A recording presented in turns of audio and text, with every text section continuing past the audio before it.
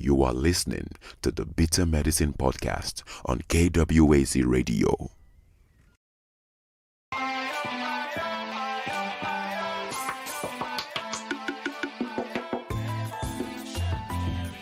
Welcome to the Bitter Medicine Podcast, where it's all about Black empowerment.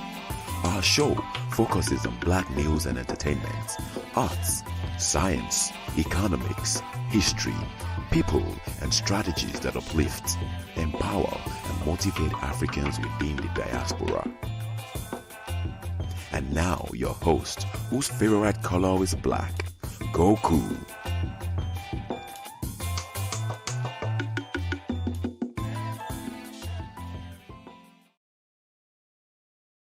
Welcome back to the Bitter Medicine Podcast. I am your host, Goku, here to bring another paper, reading, and hopefully some good insights tonight. I want to remind you guys that this show is part of a podcast network called KWAZ Radio. There are other shows on the network you are invited to check out. This is DAX. You tune into the Harsh Reality Podcast, providing you with social commentary on the news affecting our community, only on KWAZ Radio. Peace, family. This is Oni, inviting you to listen to the pro-Black perspective, where Black problems are addressed with Black solutions. Greetings, fam. Tune in to The Learning Curve with me, the revolutionary matron on KWAZ Radio. Yes, indeed. Make sure you check out those shows on KWAZ Radio. And Chaka's in the room saying peace. Good to see you, Chaka. Appreciate you coming through. So we're going to discuss this. We're going to read through this paper tonight on culture, power, and education, the philosophies of pedagogy of African-centered educators. And this is another paper by Kmt G. I've read a few others by Kmt G before. This also has Darrell Cleveland as a co-author. So let's just get right into it. The low academic performance of African-American children has become a staple of the American educational system. At this point, conversations about Black children and failure are merely good, quote-unquote, coffee talk for many Afrocentric, African-centered, for many Afrocentric, African-centered education is the only culturally centered, comprehensive approach to addressing problems of miseducation. But there are complications. Often African-centered efforts are given short shrift in school systems, ignored in educational research, and most interestingly, those asked to discuss or lead Afrocentric efforts are often opponents of the theories. A lot of the aforementioned complications still exist. A band of African-centered teachers continue to make a difference for students. This article focuses on the philosophies and pedagogies of 3 African-centered teachers who are well known for their impact on African-American students. Descriptive vignettes are used to provide thick, rich descriptions of these African-centered teachers. So, this paper is written in the U.S. by Africans in the U.S., right? And so it's going to be, it's going to be U.S.-based. But as the listener, you should be listening critically for approaches that will work for Africans in the Caribbean, Africans on the continent, Africans in the UK, or wherever Africans may be. Right? The idea is to also become the African-centered, quote-unquote, teachers to these African youth that we have out here. This is not about you going out and getting a degree in education. This is about you knowing what's necessary to teach our children. Be you an uncle, an aunt, cousin, a brother, a sister, mother, father, whatever, grandparents, right? So this is what you should be checking for. Not the fact that it's written about African American children or that African American children are spoken of often throughout the paper, but get the idea of the things that don't work for our people and the things that do work. And that's really what you want to be about. You want to be about what works, right? I see in the chat room, not only is Chaka here, but also the Revolutionary Matron is here. Make sure to check out the Learning Curve with the Revolutionary Matron. She says, greetings. The Pro-Black Perspective says, we in here. Yeah, we in here. Appreciate y'all being here. Check out the Pro-Black Perspective. I think tomorrow is the last reading, if I'm not mistaken. I think tomorrow might be the last reading of The Wretched of the Earth by the Pro-Black Perspective. He can correct me if I misspeak, if I've misspoken. So check out those shows as well, right? So introduction and background. Many scholars have pointed out that Black children in America's schools are suffering at an alarming rate. For example, it is now commonly known that Black children are consistently found at the bottom of virtually all data that are reported about student academic performance. But what seems to have gone overlooked is the fact that if Black children miraculously appeared at the top of those tiers, we would still have a major problem, and perhaps an even bigger problem than we have now. The following question still has not been addressed. The question is, what does it mean for a Black child to perform well within a school system and on standardized tests that are historically and inherently designed to prove and maintain white supremacy? That was from a Shockley paper in 2008, which I believe I read on the show already. While that question often quiets people, it really should not be ignored. Too many in the education community are not interested in having a dialogue about the historical and inherent true nature of the system. Yet Black children continue to suffer, and solvable problems in Black communities continue to go unresolved. Many other innovative programs and projects have been put into place to help Black children, but such innovations have fallen short of doing much. No mainstream programs are designed to afford an educational experience which empowers members of the Black community, via children, to control the psychic and physical spaces that Blacks call their own. Perhaps the most comprehensive approach to addressing the problem of Black miseducation is Afrocentric education. The Afrocentric approach in education involves working with Black students to master the academic disciplines from a perspective that grounds them in an African reality.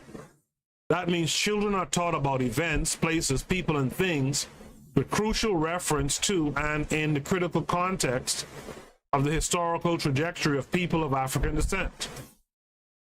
While some mainstream canon writers have expressed their unhappiness about people of African descent taking such matters into their own hands. Afrocentricity is actually no different than what Catholics, Jews, Asians, and Latinos do. They participate in the larger society while teaching their children to pledge first allegiance to their own group. Right? Lisa Haley had pointed that out. Let me read that one more time. Afrocentricity is actually no different than what Catholics, Jews, Asians, and Latinos do. They participate in the larger society while teaching their children to pledge first allegiance to their own group. Black first. Proponents of Afrocentric education wish to impress upon African American parents the desperate need for an educational experience that includes proper cultural grounding, for example, Re-Africanization, which will be explained later in this article. The purpose of this study is to offer a snapshot of the work of Afrocentric teachers by uncovering their philosophies and investigating their practices so that we can learn from them. Few works have investigated the philosophies and pedagogy of Afrocentric teachers. Considering the educational conditions under which Black children now exist, perhaps much can be gained from such an investigation. So, again, this is why I like reading these types of papers. You don't have to have a piece of paper from an institution saying that you're a teacher. All right, the revolutionary matron says B1, black first. All right, you don't have to have that, but what you can have is a guide from those who have been in the classrooms, who are African-centered, who are fully immersed in Afrocentric or African-centered education. And you can, right, you can emulate what they have done and what they're doing. And by doing that, but one of the biggest complaints you'll hear from a teacher of like school-age kids is that there's no reinforcement of what they're learning in the school at home. There's no reinforcement of what they're learning in school at home.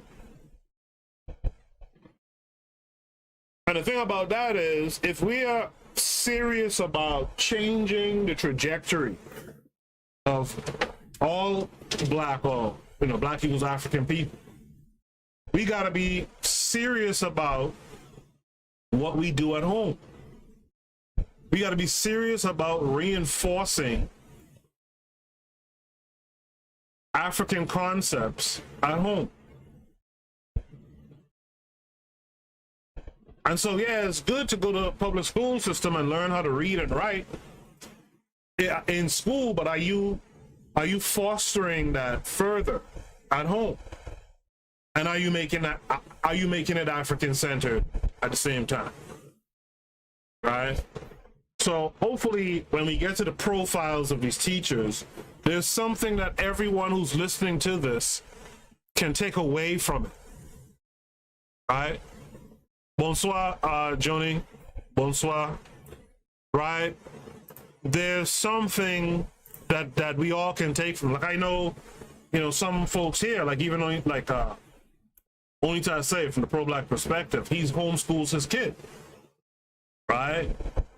I don't know what or who he emulates in doing that, but hopefully there's something in this for someone like even him, right, to be able to get something from and add it to what he's already doing. So anyway, let's continue. This study is organized as follows. First, we present discussions and literature which help advance understanding of Afrocentric education. Second, since Afrocentric education is often marginalized, we present a conceptual framework that provides some grounding to explain how the theories make sense to those who subscribe to them. Third, the Africological ethnographic case study research method that was used for this study is presented. Fourth, the findings are laid out using vignettes to provide rich descriptions of the three participants. Finally, the implications and conclusions argue that mainstream educators should provide more support for Afrocentric teachers. So we had this section called Toward Understanding Afrocentric Education. Afrocentric education scholars advance several concepts that constitute the cultural imperatives of Afrocentric ideas in education. The cultural imperatives are the main ingredients of Afrocentric ideas in education. In other words, certain concepts provide the ideological basis for creating an Afrocentric experience. The concepts include identity, Pan-Africanism, African-American culture, African values adoption and transmission. Black nationalism, community control, institution building, and education as opposed to schooling. All of those concepts are part and parcel of the Re-Africanization process, explained later. In the process of working with children and communities, Afrocentric educationists incessantly use those concepts. They are the baseline, stated and ostensible material of African-centeredness. In the next section, we provide a brief description of each construct. This next section is the critical need for an African identity and Pan-Africanism. Afrocentric educators and scholars advance the notion that Black children are, in fact, Africans. Since they are Africans, they should be taught from a cultural perspective that is Pan-Africanist. Pan-Africanism is the belief that all people of African descent throughout the world are Africans. Afrocentric educators believe that the identity crisis began for African Americans as soon as the first ship left the African shore. That is, the black identity crisis has its roots in the chattel slavery experience in America. Afrocentrists call for the enactment of Pan-Africanism by asserting that, quote, the Pan-Africanist principle is the belief that Africa is the home of all people of African descent, and all black people should work for the total liberation and unification of Africa and Africans around the world. And schools for African American children should be based upon this principle. With Africa as the common theme among people of African descent, African American, so African and African American culture must be used as a guide to restore African humanity. Right? By the way, you see these references here? Akoto and Akoto, Anwaisia, Hilliard, King, Madubudi. If you're not reading, if you're into this idea of African-centered education, and you're not familiar with these names, you're kind of messing up. If you're not familiar with those names, you're kind of messing up, right? This brings us to the section, and for the obvious reason, they're immersed in this area, right?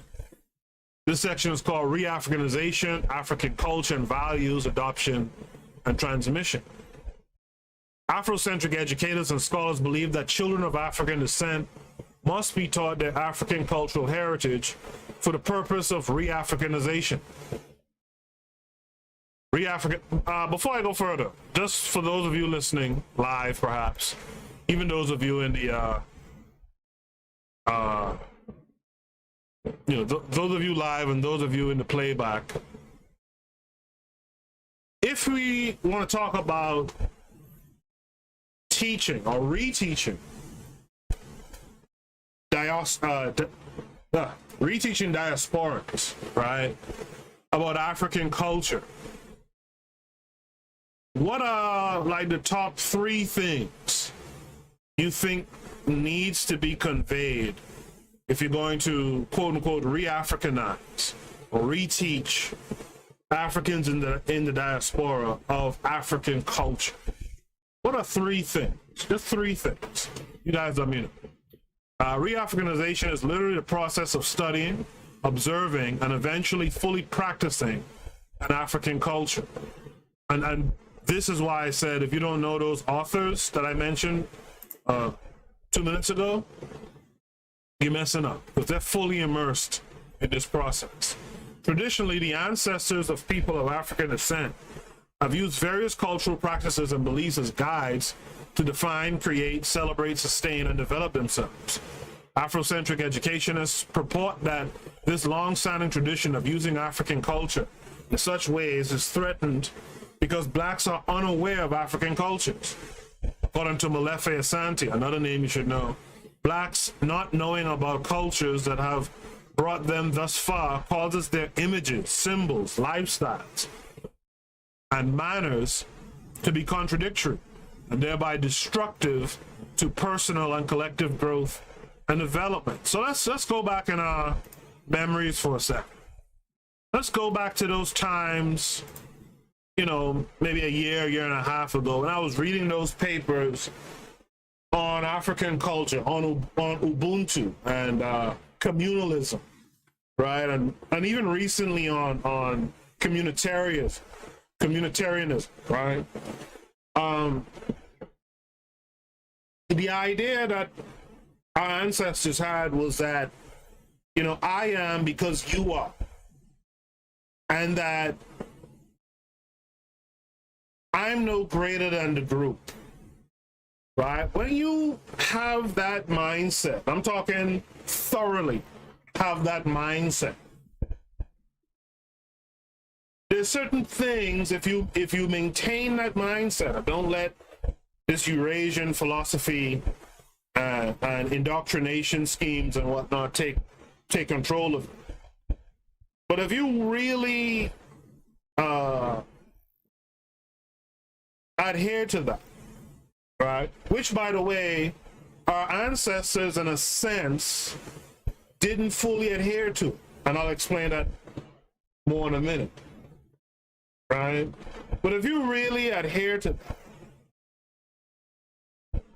then a lot of the stuff that you see going on in our communities, a lot of the negative bullshit, you wouldn't see.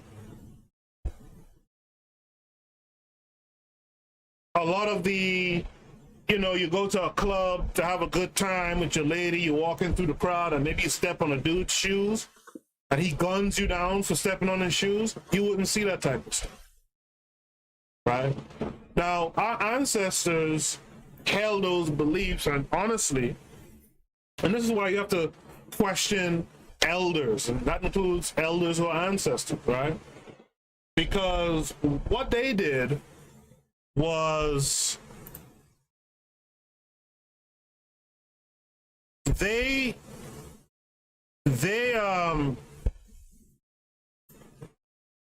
looked at other Africans who weren't in their group. In fact, let me see if I'm good enough to pull this up quickly while I'm trying to explain this.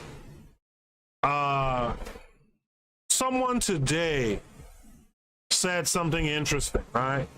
In Africa, we tend to identify first within our linguistic groups, right? Regardless of borders, then with our national group, then with our regional group, and lastly as Africans. So what happens if you have that kind of mentality? What happens is someone who's not in your linguistic group, you don't mind giving him to the Portuguese. Someone who's not of your linguistic group, who you dominated, by the way. You don't mind giving him up to the Portuguese. If he's not in your national group, you don't mind giving him up to the Arab. If he's not of your regional group, and so forth and so on. Right? But this Ubuntu that we're supposed to subscribe to, if we're being honest, is supposed to be towards Africans first. And all that other stuff that that person talked about, all that comes after.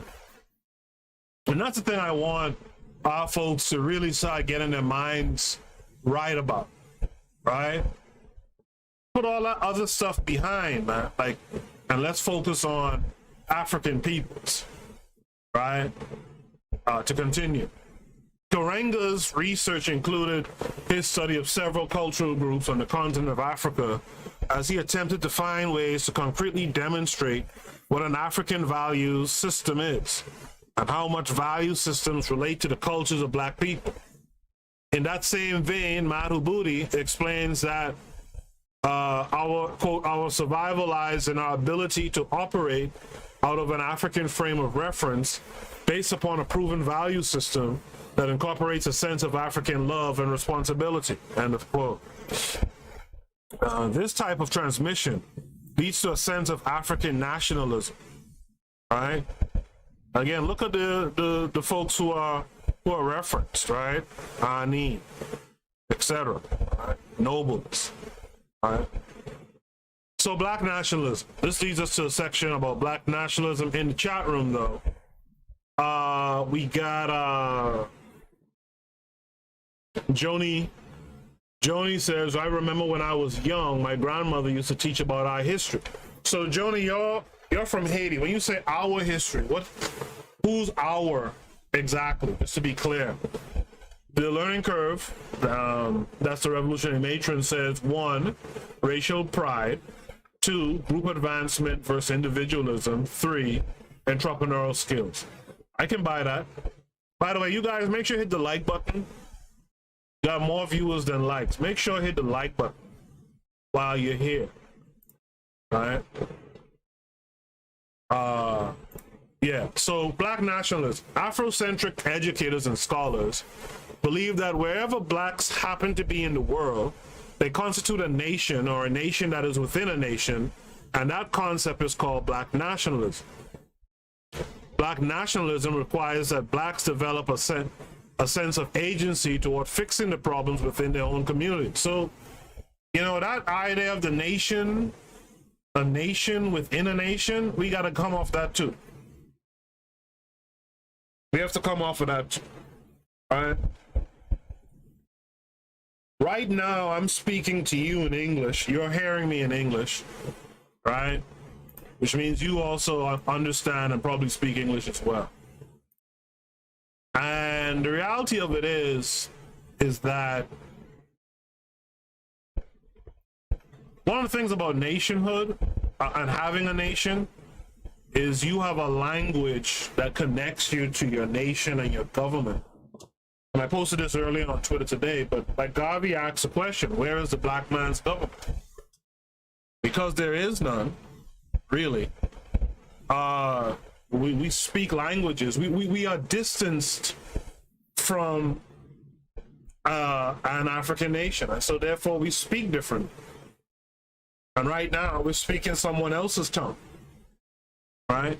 When we understand about the idea that you're a population within a nation, as Bonita Say put it, when we get that understanding, we will stop doing some of the dumb stuff that we're doing.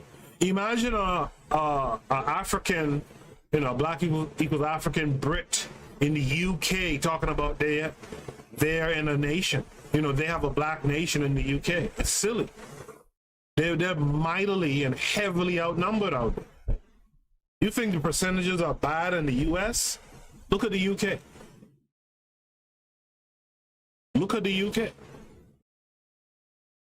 All right? Black nationalism requires that blacks develop a sense of agency toward fixing the problems within their own communities. Black children must be the catalyst for helping to instill a sense of agency in the black community, because Afrocentrists believe that the generations before have only been taught how to consume and be dependent on outside entities.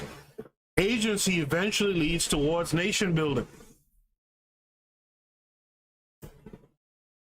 Agency and nation building involve the intentional and focused attempt to, quote, develop African youth to be specifically trained to further develop and administrate the state, that is, control the community. Blacks cannot learn to administrate the state if they are not equipped with attitudes that teach them that they in fact should administer and be agents for black upliftment. Black nationalism is the carrier of such a sentiment. That is, black nationalism teaches black children that blacks constitute a nation. The literature on Afrocentric education identifies nationalistic community building as a call for blacks to build institutions that will sustain African life. This brings us to a section called Community Control, Institution Building. Community control or institution building. Community control is something I speak about a lot. And the reality of it is, if you can't control your community, you can't build a nation.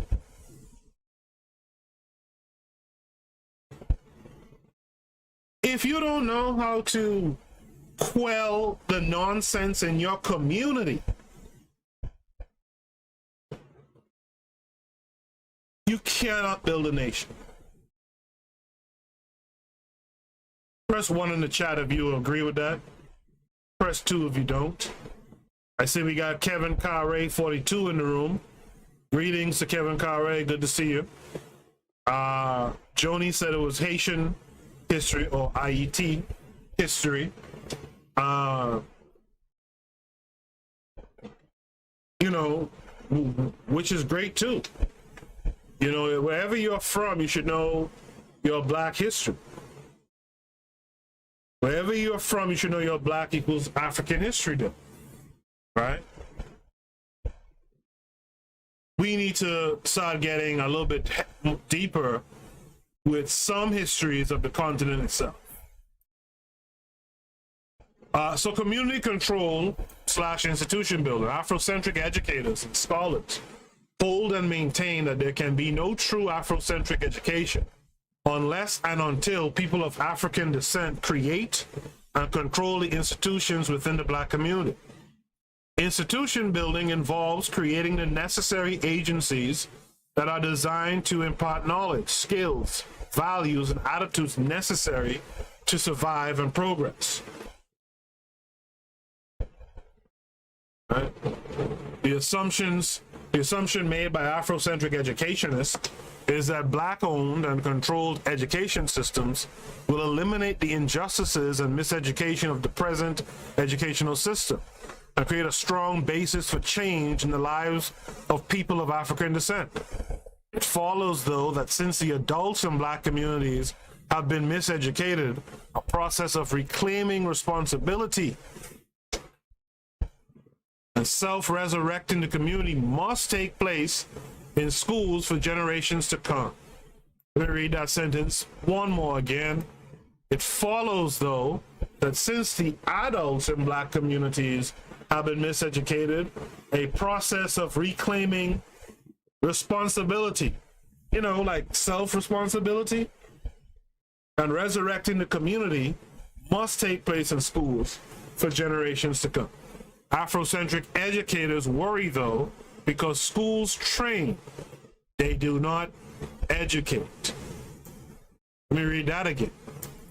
Schools train, they do not educate. I think it was the last time I did a live show. I talked about a lot of Black folks, particularly in tertiary education, but also, of course, secondary and primary education. A lot of Black folks, they're exposed to the contagion of education, right? But they really don't suffer from it. KW Don 7 is here in the room. Peace to KW Don 7, right? And the reason is for the same reason right here. You're trained in school. You're not really educated, right?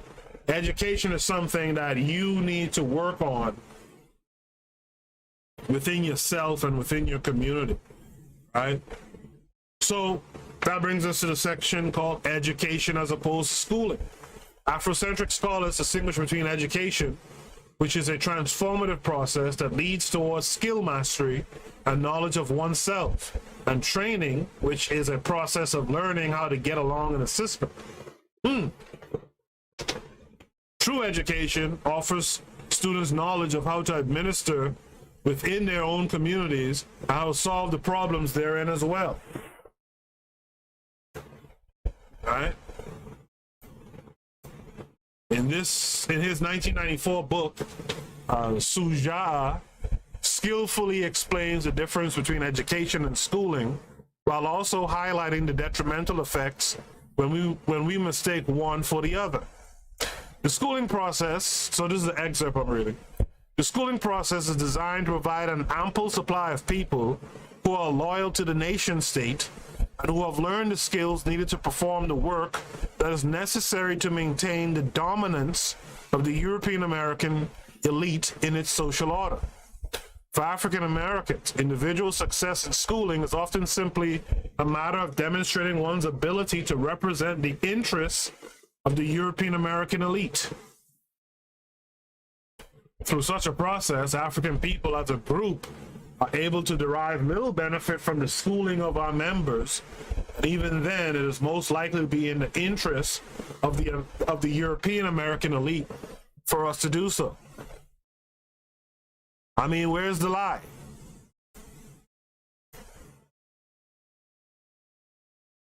Where's the lie?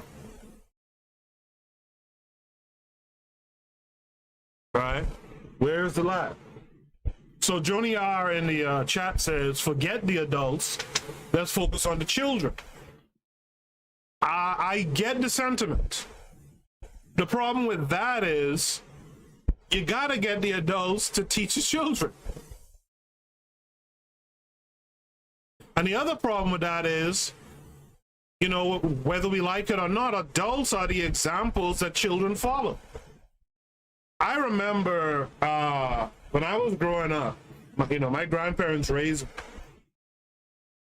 And one of my father's sisters was a school teacher. And I remember her saying to her brother, one of my uncles, who I also live with. I remember saying to him, she was admonishing him, she was telling him, like, yo, how do you expect these kids like myself at the time to pick up books and read if they never see you reading? So that's a conundrum that we're in. We actually can't ignore the adult, but I do get what I think I do get what you know where you're coming from, Jonah. I think I do get where you're coming from, but the reality is we have to focus on the adults, because the adults are going to teach the children, and the adults are the examples that the children will follow. So what we have to do is we gotta make more solid African adults. Pro-Black Perspective says no lies told, right? Kevin Carre 42 says we have to get with one another that want to learn in a Pan-African way. We have the majority of us that want to go along to get along. They do not know or just willing, they are being fooled. Which is interesting, a very interesting comment based on what I just read, right? Kevin Carre also says, look at the fear around the Rona girl. They fear that without the jab seen, they will die. We have to do these teachings secretly. Well, yeah, and Kevin Carre makes a solid point here, you know, that a lot of people will ignore. A lot of people will overlook that point. The problem that you're going to have is we're going to have some black or black equals African folks out here sharing the curriculum that we would build. So we'd build this African-centered curriculum, something that really connects with our people, our children, that really that pushes them to want to be fully immersed in their communities and solve their problems. And what will happen is someone will go and take that and go, what do they call those schools again? Those, I forgot the term. Those multi, what's the term I'm trying to find? For lack of a better word, multiracial education. If you remember, I read a paper maybe over a year now where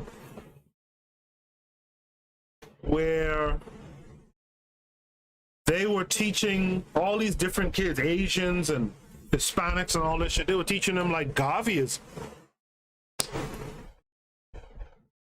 They were taking UNIA principles and teaching it to these kids in these like multicultural, I think that's the word, these multicultural schools, right? Our ancestor, our elder, right? They took that and they're using that to further organize these other groups that are already more organized than we are. But we're not picking up on this. And if we pick up on it, we're not actually becoming active to change it, right? Kevin Carre said we have to do these teachings secretly. Amen to that. The Revolutionary Matron says programs are implemented in phases. Absolutely. Kevin Carre 42 says too many of our people are too much immersed in the crate challenge and not the challenge of teaching our kids right. I mean, come on. I saw today, just before I got on, I saw the first official death has been recorded with the crate challenge. I mean, just stupid. Let me tell you, I don't see kids in the US really dealing with crates that much, so I was kind of surprised by the crate challenge, to be honest. But if you're from the Caribbean, especially, right, and I say especially because I know it for a fact, having come from there. Do you guys know what it is to fall on a crate? Do you know what it is to fall on a crate? I don't think people know how solidly built a crate is. I know it's plastic and it looks like nothing. Do you know what it is to fall in a crate? Joni R says, crate challenge in Louisiana, 3 people got shot dead. Not surprised. I saw one crate challenge, a big tall guy, right? A big tall guy is doing a crate challenge. A guy like my height or tall, right? Around 6'4", I believe. Right? Doing a crate challenge. And here comes some kid, kick the goddamn crate under this dude.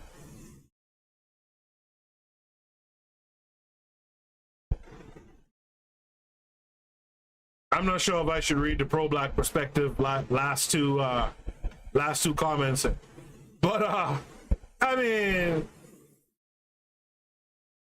when he kicked the guy down, and I looked at the guy fall, hit his head, and all this stuff, I'm like, that guy had pulled out a gun and started banging. Everyone would say the guy overreacted, but again, I asked the question: do you know what it is to fall on a crate? Kevin Carre, okay, we'll talk after the podcast. All right? We'll talk after the podcast. I'll be on the Discord for a minute. By the way, the Discord is open right now.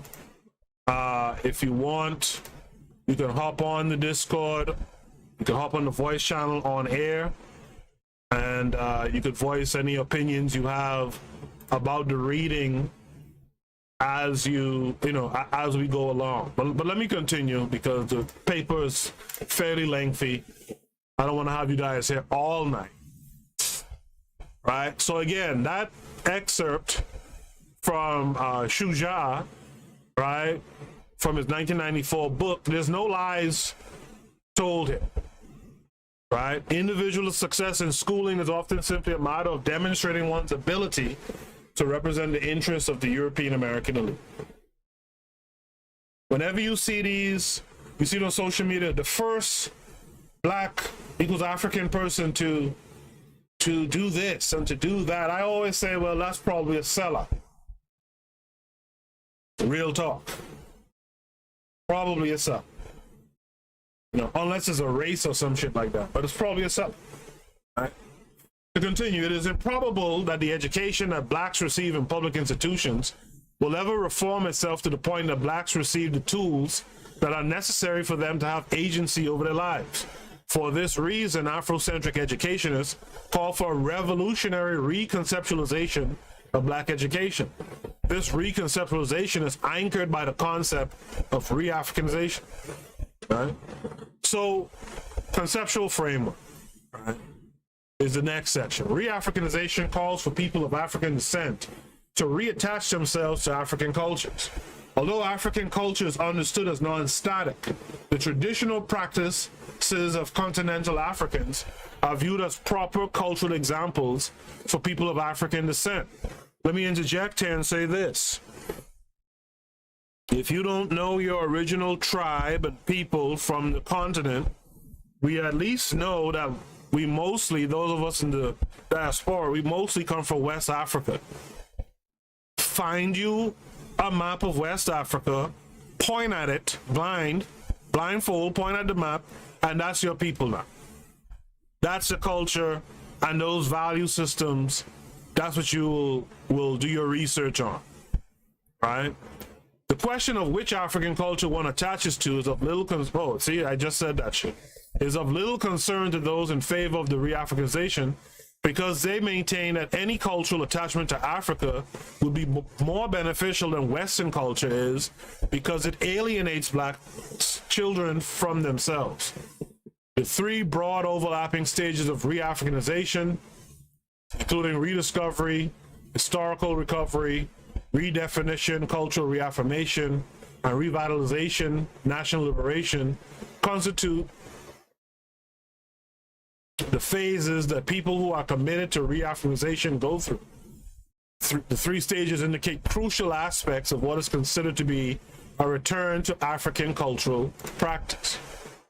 The Afrocentric understanding of culture includes blacks from all over the world adopting African cultures, because within African culture lies the answers to many of the challenges that black people face. Afrocentric theorists and educationists believe that African cultural practice must be viewed from an indigenous African perspective, because Western implementations have moved such cultures toward becoming more palatable to European tastes and preferences. Those cultural assertions undergird what Afrocentric educationists wish to transmit to students in Afrocentric schools. Therefore, Afrocentric education is the employment of Afrocentric ideology and the use of culturally relevant pedagogy in order to effectively teach and reach black children. Gloria Ladson-Billings, who I've read here on the show before, proposes effective and culturally relevant pedagogy as education that, 1, looks beyond explanations of cultural deficit, 2, seeks to improve student achievement while maintaining identity, and 3, challenges inequitable school and societal structures. According to Ladson-Billings, culturally relevant pedagogy is centered in a way that empowers students intellectually, socially, emotionally, and politically.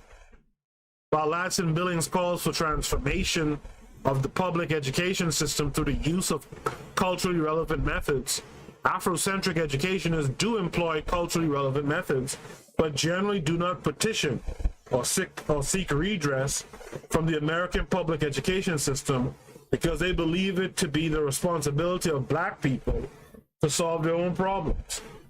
Let me read that again. While Ladson-Billings calls for transformation of the public education system through the use of culturally relevant methods, Afrocentric educationists do employ culturally relevant methods, but generally do not petition or seek redress from the American public education system, because they believe it to be the responsibility of black people to solve their own problems. This goes into what I talked about Tuesday night based on a conversation I had earlier that day. We can't just feign ignorance no more. We cannot just feign ignorance anymore. We have to start, and the thing is, when you guys can go through it in your own thoughts too, there's a few different ages, right? There's a few different ages. What did I used to call it again? I'm drawing a blank on that term now too. There's a few different ages where you pause in life and you question, you ask certain questions. You question your life, you question your role, you question how and why and what has you in the current station that you're in, right? And it actually starts fairly early. And so if you're questioning those things as an individual, you should be seeking answers to those questions. And as I said on Tuesday, again, I'm not minimizing what folks have gone through, this, that, and the other. But there's too much knowledge out here. There's a huge knowledge base that Africans, black equals African people, have created and put out here for you to still be talking about your ignorance.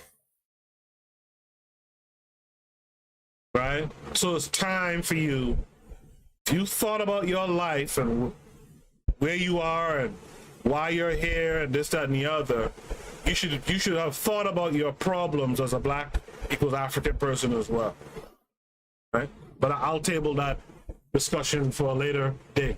While Ladson-Billings' discussion of identity also fits within more mainstream conceptions of identity development and students' educational processes, Afrocentric educationists view identity vastly different. It's a concept that is connected to a larger struggle for African people's survival and independence, which is rooted in their conception of African cultural adoption.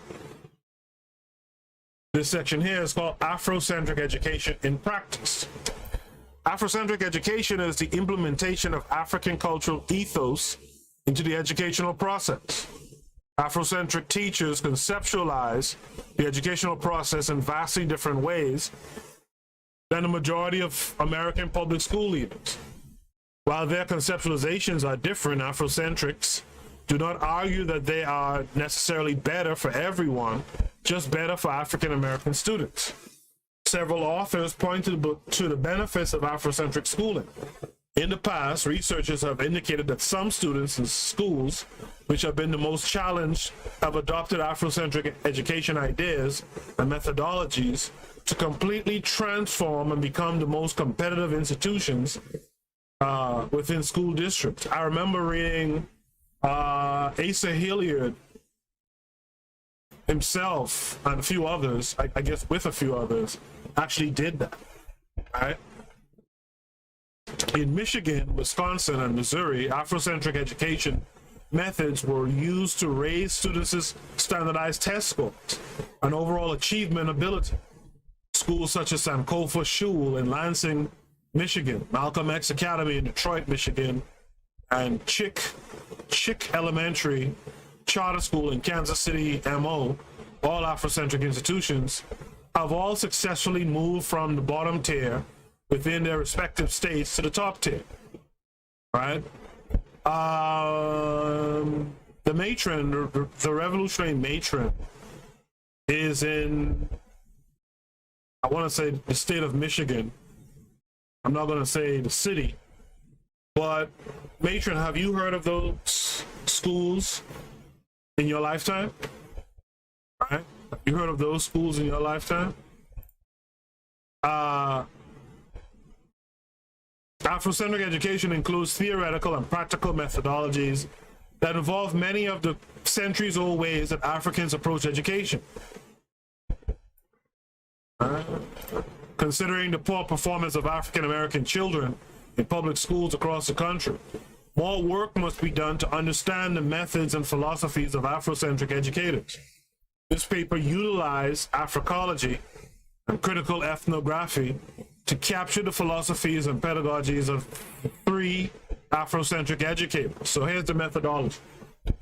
The Africological critical ethnographic case study approach was best suited to unveil the theories and practices of these Afrocentric educators, since Africology requires deep knowledge of the history and background of informants, and ethnography requires prolonged field engagement. So this methodology, if I'm not mistaken, was initiated by Madu Budi and his wife, whose name escapes me right now. Deep knowledge is critical in such cases, such as this one, where participants could be misinterpreted because of their perspectives, which are vastly different from mainstream perspectives. As was true in the case of this work, prolonged field engagement placed researchers in the advanced position of knowing from doing and participating, not just knowing from observing and interviewing. Santi defines Africology as the Afrocentric study of phenomena, events, ideas, and personalities related to Africa. The critical ethnographic method combines critical theory and the discipline of ethnography. Critical theorists hold that, quote, schools as venues of hope can become sites of resistance and democratic possibility, right? In the case of this research, the critical posture acted as method as we examine teachers' ability to act as democratic leaders who should offer hope to their students. We examine each teacher's practice to see if she or he seemed to want to, quote, serve students well and responsibly, end of quote. By adhering to the imperatives of Afrocentric education as advanced by Afrocentric educationists and scholars in the development of the constructs which were laid out early. As Afrocentric educationists continue to advance the imperatives of Afrocentric education for the purpose of emancipation, this research critically examined the practices and beliefs of school teachers. Following research question guided this study. What are the important philosophical beliefs and pedagogies of teachers who self-identify as being Afrocentric, I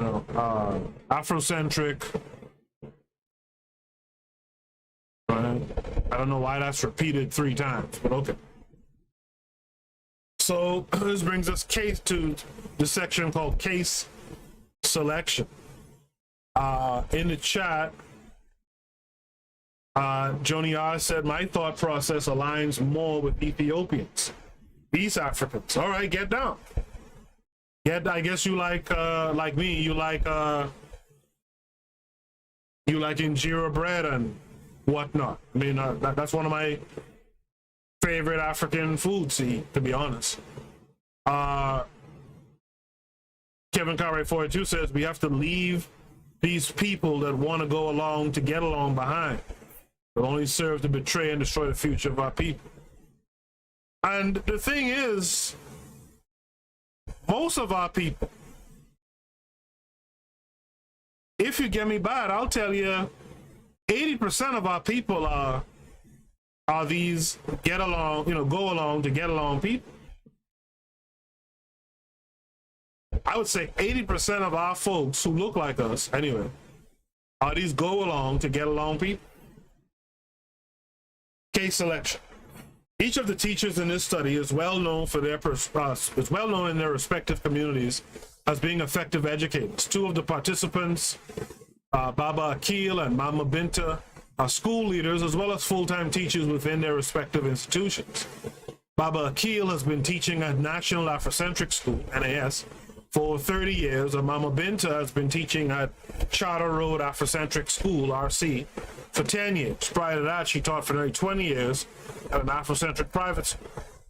Brother Toure is much younger than Mama Binta and Baba Akiel and has been teaching at Boston Charter School for 3 years. Prior to that, he taught for 2 years at a high school in Boston. Now, if you guys have a good memory, you'll remember that we read about Brother Toure.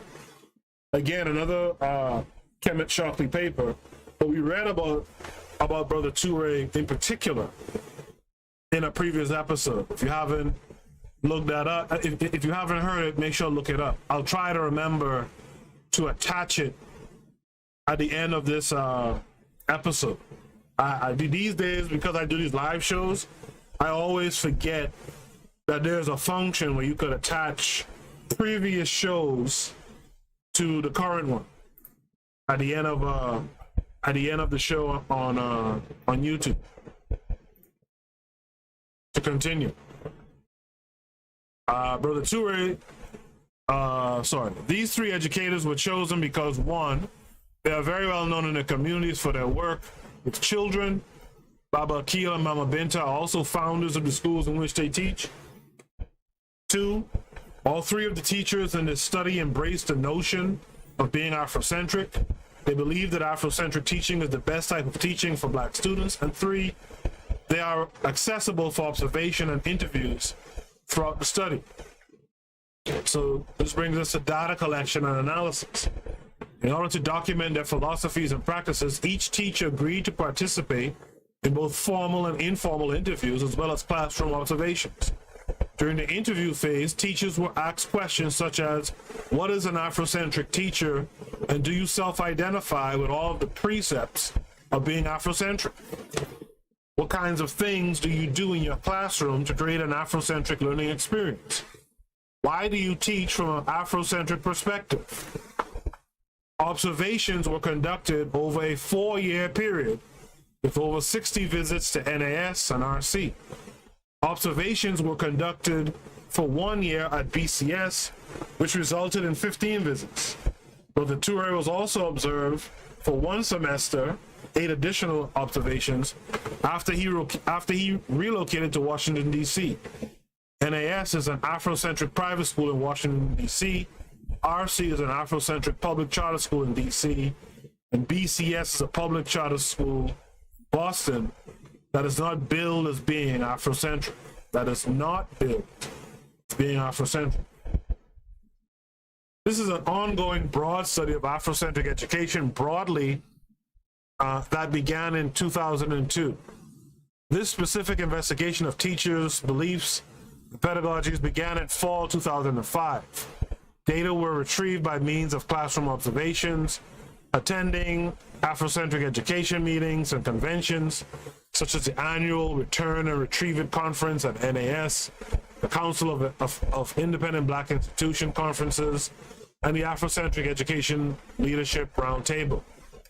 Participating in Afrocentric leadership meetings, formal and informal interviews of the leaders themselves and of their faculty and staff members, participation in African rituals and events, such as the annual NORM cultural event in Virginia and African cultural festivals. That's something I need to look into more too.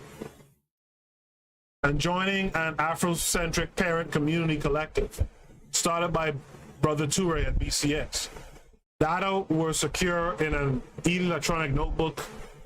Audio interviews and visual productions were also secured, and the Ethnographic version 5.0 was used to assist with coding and data management. So this is something you'll see in a lot of scientific papers where they explain the data collection, they explain the analyses in this way so that you can potentially replicate the experiment, right?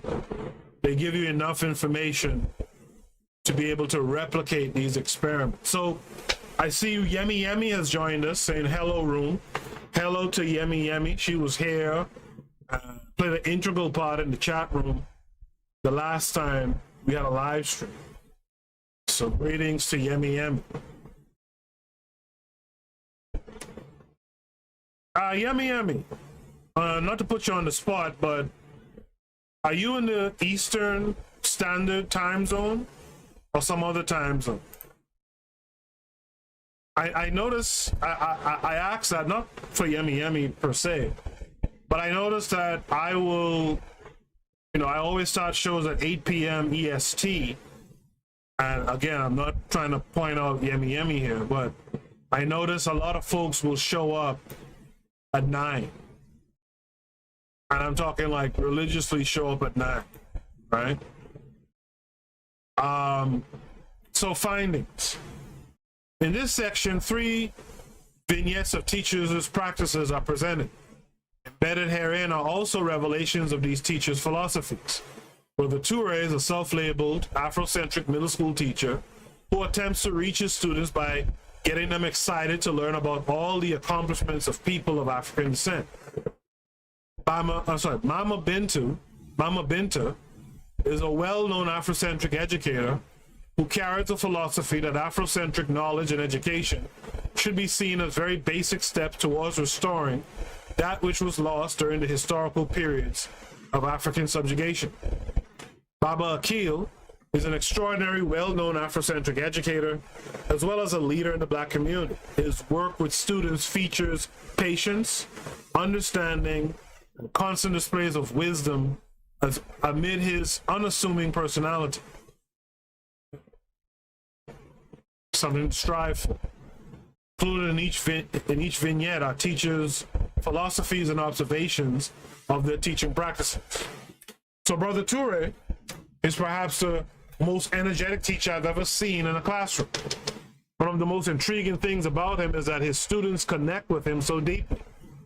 During the 2.5 years of classroom observations, Brother Toure has taught at 3 different schools. He relocated from Boston to Washington, D.C. 2007.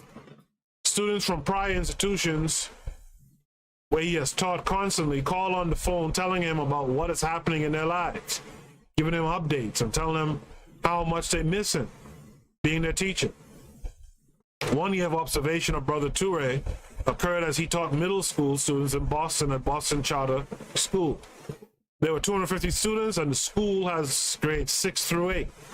The school is not officially billed as being an Afrocentric institution. However, Brother Toure convinced the principal to adopt some Afrocentric ideas for the school, and he himself is known throughout the city for his Afrocentric work with children. Brother Toure begins class before students even enter the classroom. They line up in the hallway, and he makes a few announcements. As I stood in the hallway, Brother Toure said to the 8th graders before entering social science class, quote, "Today you're going to be looking at some college-level information from a book called Powernomics by Claude Anderson. If I didn't tell you you could do, if I didn't think you could do it, would I have you do it?" Right? Speaking of Powernomics, you guys tune in, make sure to tune into The Learning Curve with the Revolutionary Matron, right? Who's been reading parts of Powernomics.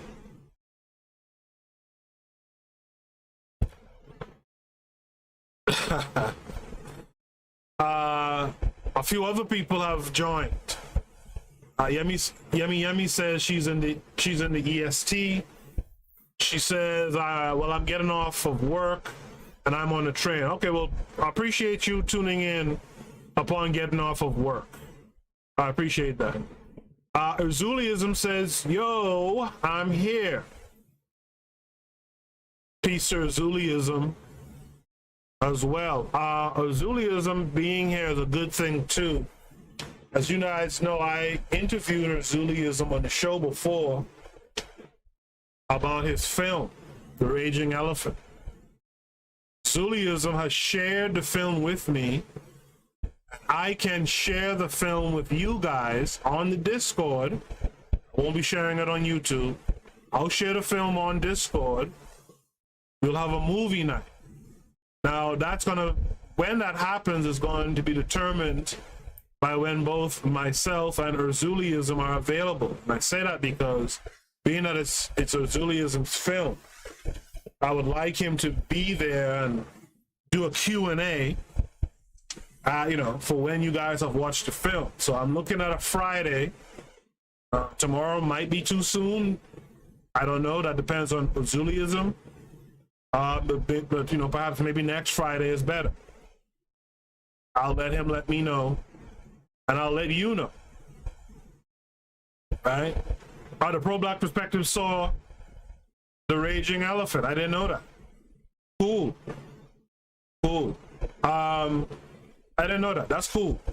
So if you're on the Discord, if you're not on the Discord, click the link in the pinned comment at the top of the chat, or the link down in the description of this episode. And Erzuliism says next Friday is better, so we're going to shoot for next Friday, which would be September 3rd, sorry. Next Friday, September 3rd. We're going to shoot for an 8 p.m. EST, here at Eastern Standard Time. And we'll have Erzuliism be there to perhaps give an introduction to the film, as it was his directorial debut. And for those of you who are there, who tune in, you'll have an opportunity to ask him questions after the film is done. I'll be posting reminders on the Discord for you guys to remind you did I share it before? Did I share the Raging Elephant film before? I don't remember. But if it was the Raging Elephant film, then absolutely that's the film I'm talking about, right? But we'll do a movie night on it. We'll have Erzuliism there to give it an intro, to answer any of your questions at the end. All right, sounds good? That sounds good to you guys. Type 1. By typing 1, that'll give me an idea how many people will be down for it. You guys spread the word too. We're gonna do this film. Let's celebrate this independent filmmaker on his directorial debut. All right. Joni R, I think you would like the film a lot, so you definitely should tune in. Okay, where was I? Brother Toure, all right, so Powernomics, Claude Anderson. The students verbally confirmed that they could do the work. As the students entered the classroom, the boys stood behind their chairs until after the girls sat down and got comfortable. That's cool. He complimented the students continuously before and after they entered the classroom, saying things like, well, you all look like beautiful African kings and queens today.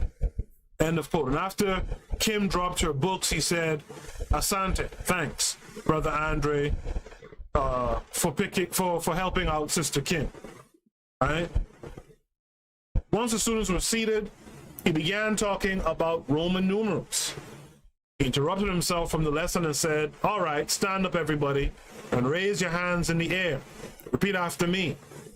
Brother Toure, please help me to get my mind black. Please help me to get my mind black. Students repeated it. He then said, now on to Roman numerals. Where did they originate from? Students said Africa. Then he wrote on the board, I equals 1, V equals 5, X equals 10, and so forth and so on. He said, what do you do if something is written on the board? Students replied, get it in your notebook. He then said, okay, I'm going to give you a chance to get this down. And after you get it into your notebook, say, I got it, Brother Toure. My mind is black. The student said it as they completed it. Then he wrote the following on the board.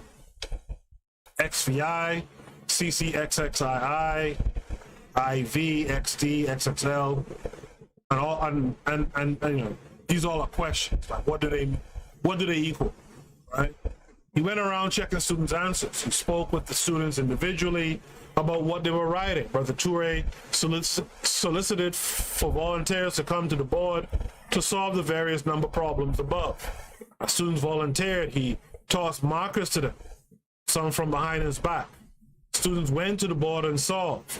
Brother Toure gave students a high five as they solved problems correctly. How many of you interact with your children this way? How many interact with your children, with your nieces and nephews? Oh yeah, the Pro Black Perspective says on WhatsApp. Yeah, I think I did share that on WhatsApp before. No, I think Zuliism shared it on WhatsApp. So yeah, you probably saw it already, but that doesn't stop you from coming through. Daily Affirmations type 1, Yemi Yemi type 1. So again, if you're not on the Discord, but that's why I'm going to show it, join the Discord today. All right, join the Discord today. Click the link in the chat, click the link in the description. Either one will work for you. Join the Discord. Next Friday at 8 p.m. EST, we will feature our brother, Zuliism, and his directorial debut, The Raging Elephant. But the Toure's style is a high energy, fast-paced one that includes constant intermittent opportunities for students to recite things they have been taught that refer to Afrocentrism. For example, most lessons include periodic quotations that quiz the students on the sayings of important African figures. As he taught a lesson on civil rights, he would interrupt with, quote, who said Africa for the Africans? Or what was Mary McLeod Bethune famous for? Or who founded the UNIA? All really good questions. If he doesn't mind answering this, only to say,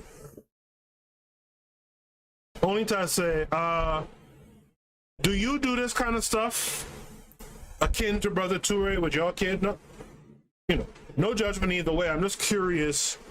Like, are you? Because I know you read like heavy text to your kid. Are you doing anything, you know, similar to this? Are you this energetic in your homeschooling? He said on your dollar bill there's a pyramid. The student was eager to talk about it. But Toure discussed how the Nubians built the first pyramid. He pointed out that on the dollar bill it reads MDCCLXXVI. He said, I'll give you a hint. Declaration of Independence. A few students replied 1776. Without pause, he held up a statue of Imhotep and said, who is this brilliant man? The student answered correctly. Then he said, who can tell me something about him? Students said that he was a multi-genius. He said, what's a multi-genius? Students continued to answer, he was a doctor, he built the first step pyramid, he was a physician, etc. Well, Toure said the Greeks brought civilization to the world. True or false? Students said false. Told them that they were right and said that the Greeks invaded Tamari, which is ancient Egypt, in about 332 BC. He said the Greeks plagiarize, imitate, and destroy. He said, is rap star Eminem an example of this? Woo. The student said yes. But the Toure told the students a story about using the N-word, I guess. Students found the story intriguing, and they began talking about all the people who still use that word within their community. Students seemed to hang on to Brother Toure's every word. Yet we wondered about how Brother Toure saw himself as a teacher. He stated, quote, if this work is a job, career, or a calling for me, I would say it's a calling. I didn't pick education, education picked me. Education is a major part of liberation. The education that I do is way beyond the classroom. Education I do is way beyond the classroom. Even if I wasn't doing this exactly, I always focus on the young. Education is a lifelong process of becoming conscious. Most of our children get their information from our oppressors. Without our consciousness, we're equal to animals. Woo. Consciousness is the ability to analyze the environment you're in and use what you know to benefit your people. Without it, we're animals, because all an animal does is eat, use the restroom, fight, and play and have sex. And that's the thing. You know, when you boil down a human is an animal. But I won't say a human is just an animal, or is just basically an animal. My uncle, may he rest in peace, used to have a saying about the dogs. My uncle had a saying about dogs, right? He said if you lock a dog in a room, a dog will eat itself straight to death. Like it just wouldn't stop. Right? It's not conscious. So it'll just eat. You put another dog in there, dog of the opposite sex, it'll just eating screw. Until it stops. Until, you know, it's eating all the food, and now they're gonna stop. We are conscious. And so we must do more than just mere animals.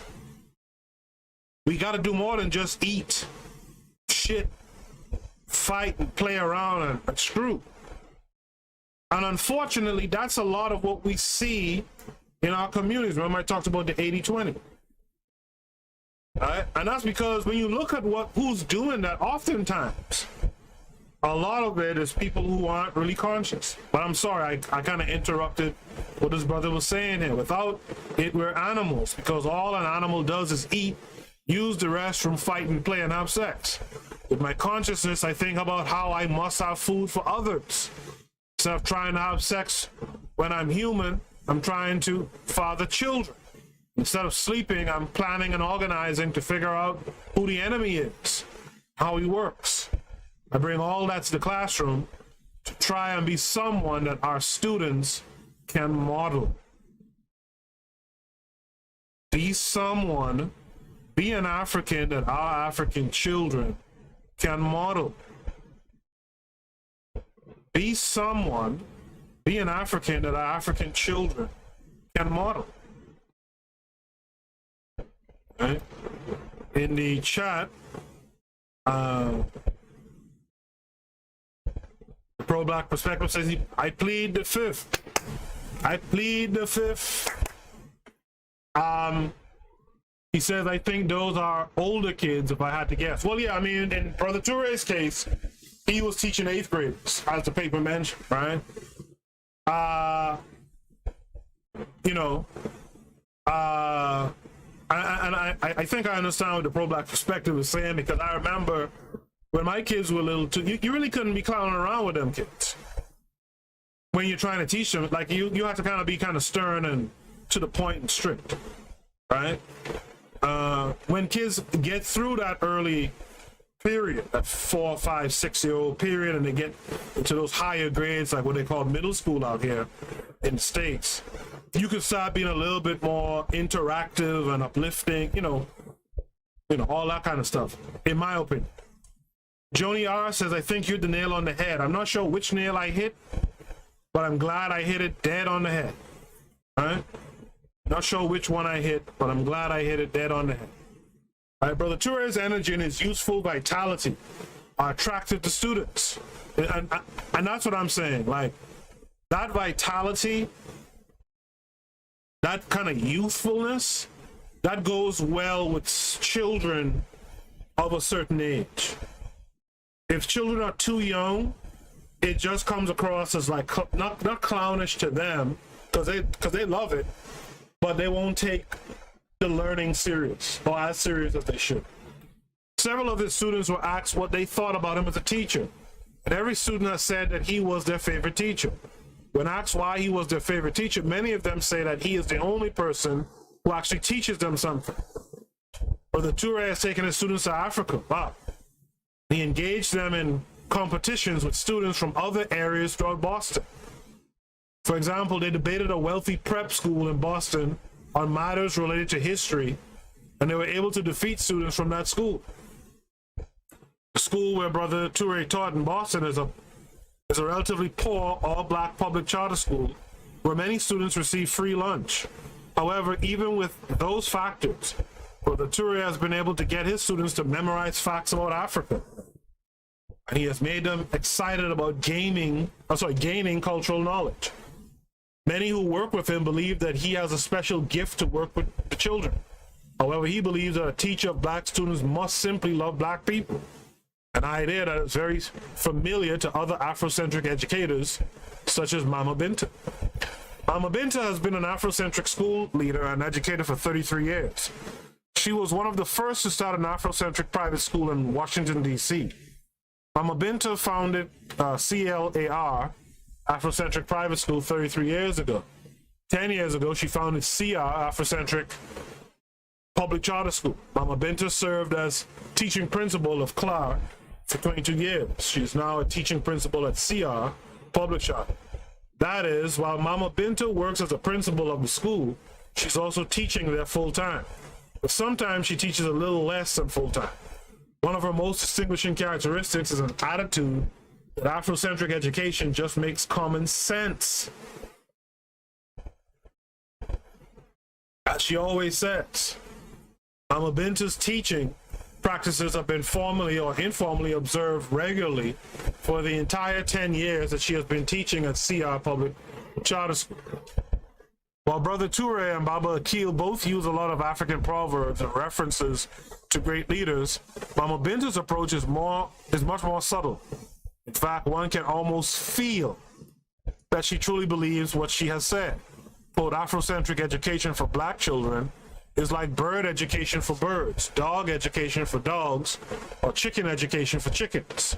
Simply put, the education that black children receive should be relevant to the black community. CR is an open school environment that has students from grades 1 to 8. Mama Binta is teaching 4th graders at the moment. Mama Binta's way of getting started with the teaching day does not feature much more than a Habari Ghana.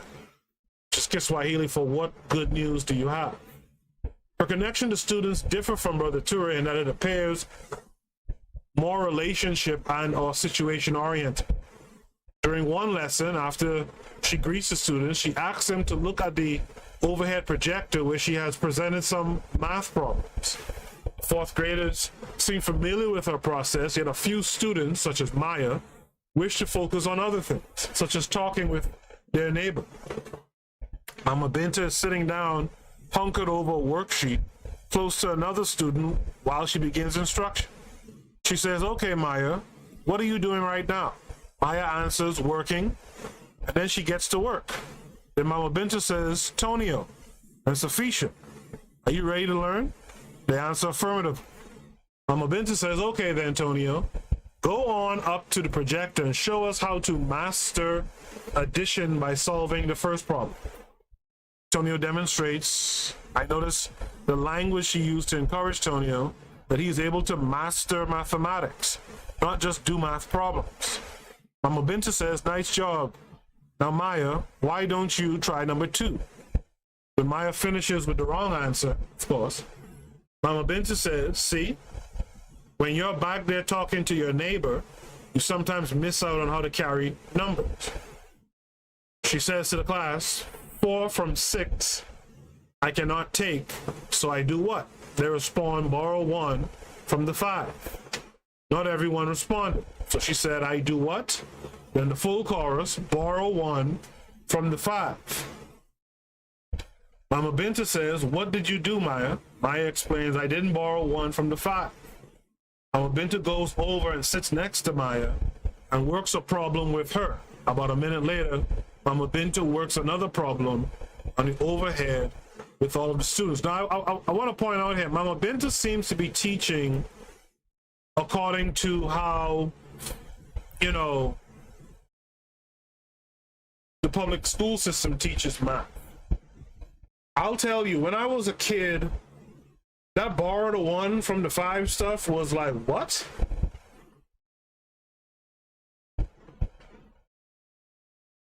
There's a book, I don't have it in my hand right now, that's dedicated to teaching black children mathematics. I don't know if you guys are familiar with that book and its title. It's too far for me to grab it right now. But, you know, there's other ways to go about teaching. But I digress.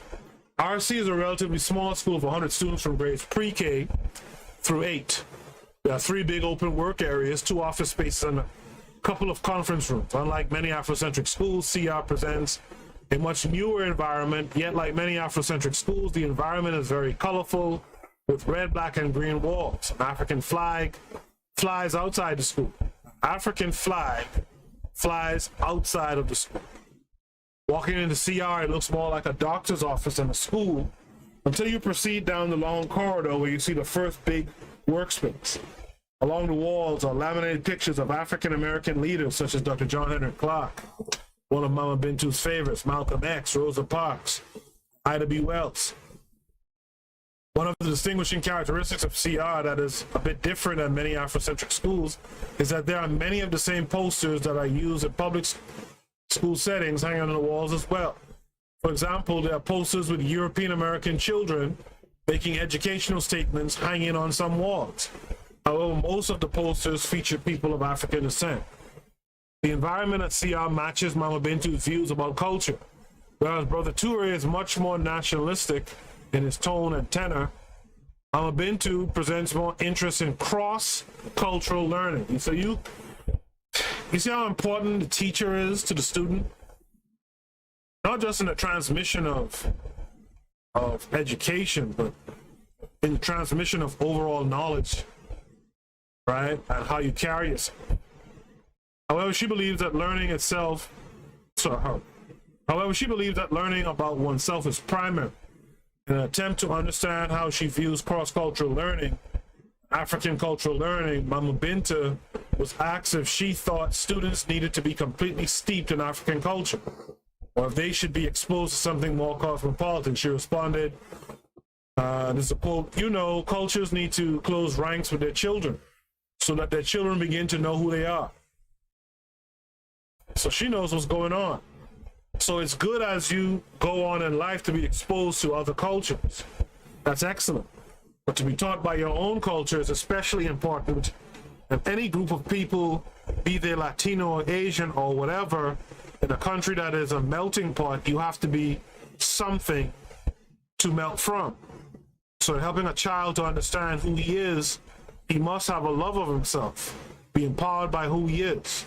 Because only when you know and appreciate who you are and appreciate and practice your culture can you love, like, or appreciate any other people as equals.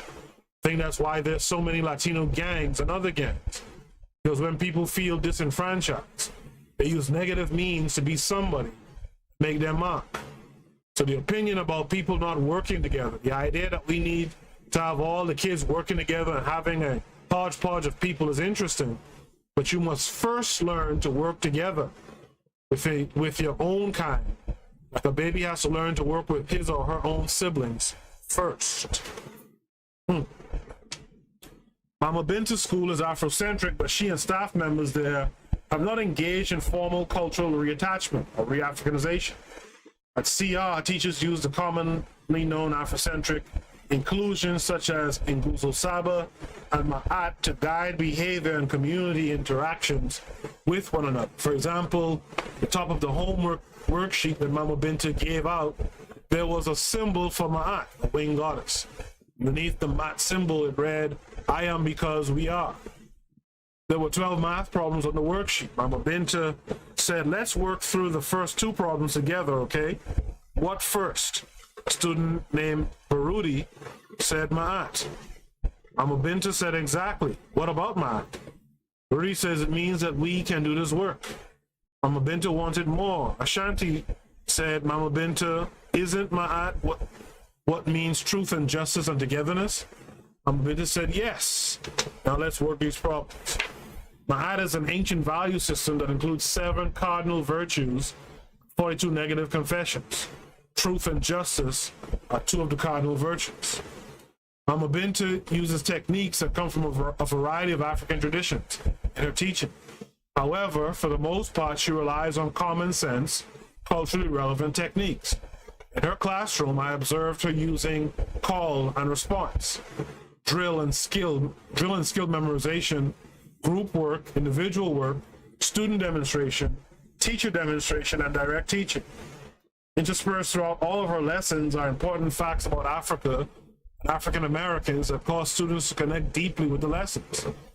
The way that students are so engaged with her is familiar because the same is observable when other Afrocentric educators teach, especially Baba Akiel.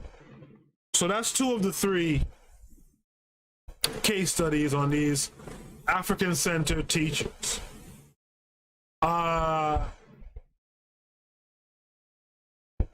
My question to you guys listening, or you guys still listening, is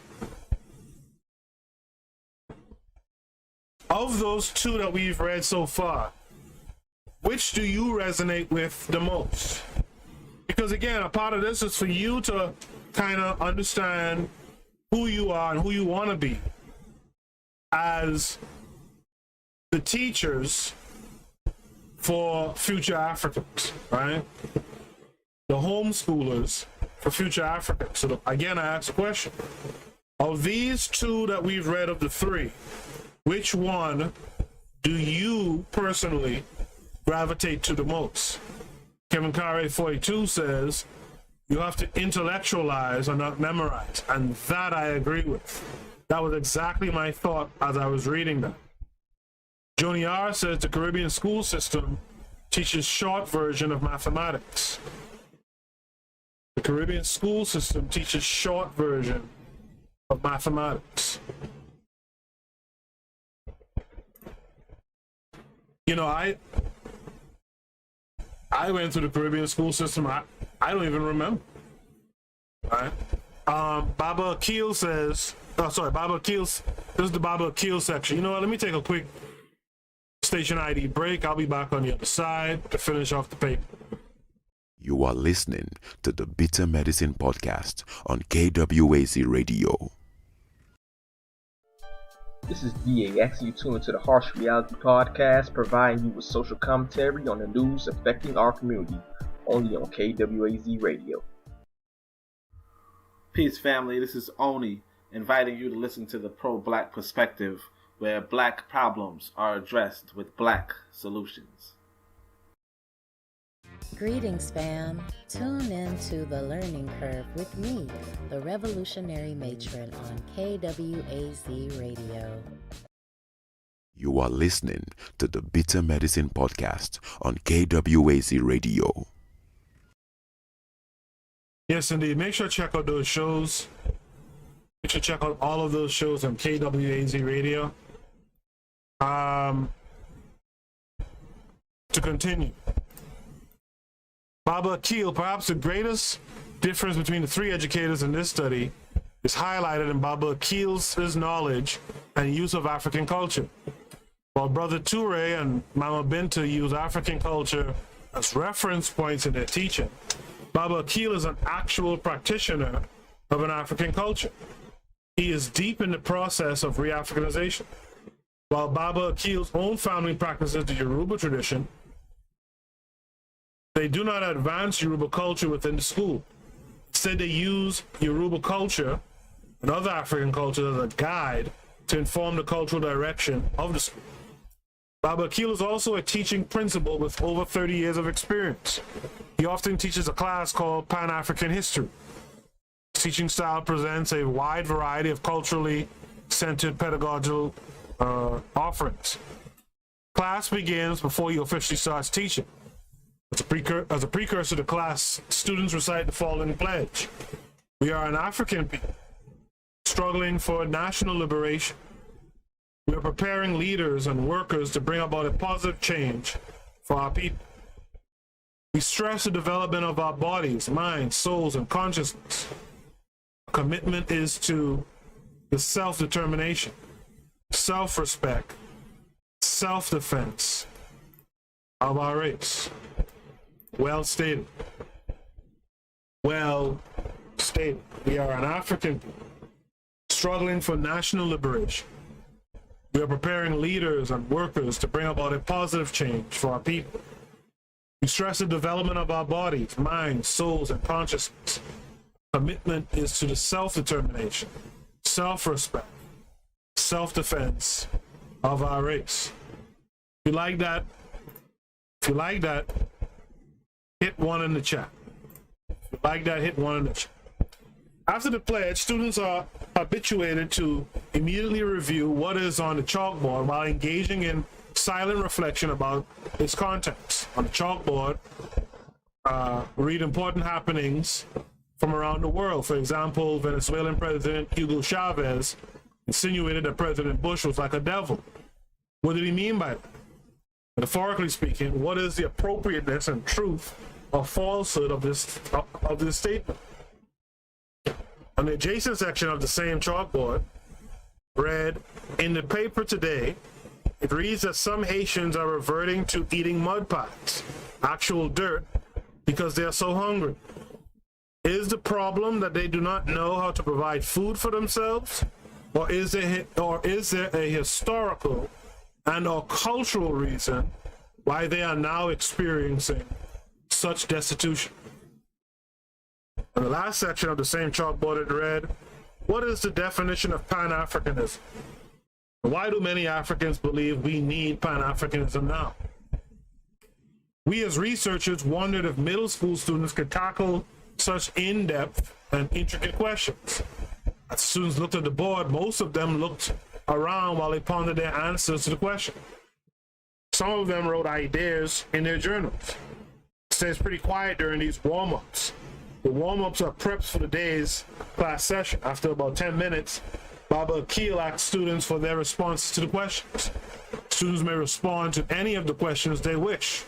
One student, Kwabena, began, as most of them did, by stating, Baba, I was thinking about number 2, and I think that they need another revolution in Haiti. There were some noticeable variations in the levels of sophistication in students' answers. Kwabena began at NAS last year during his 5th grade year.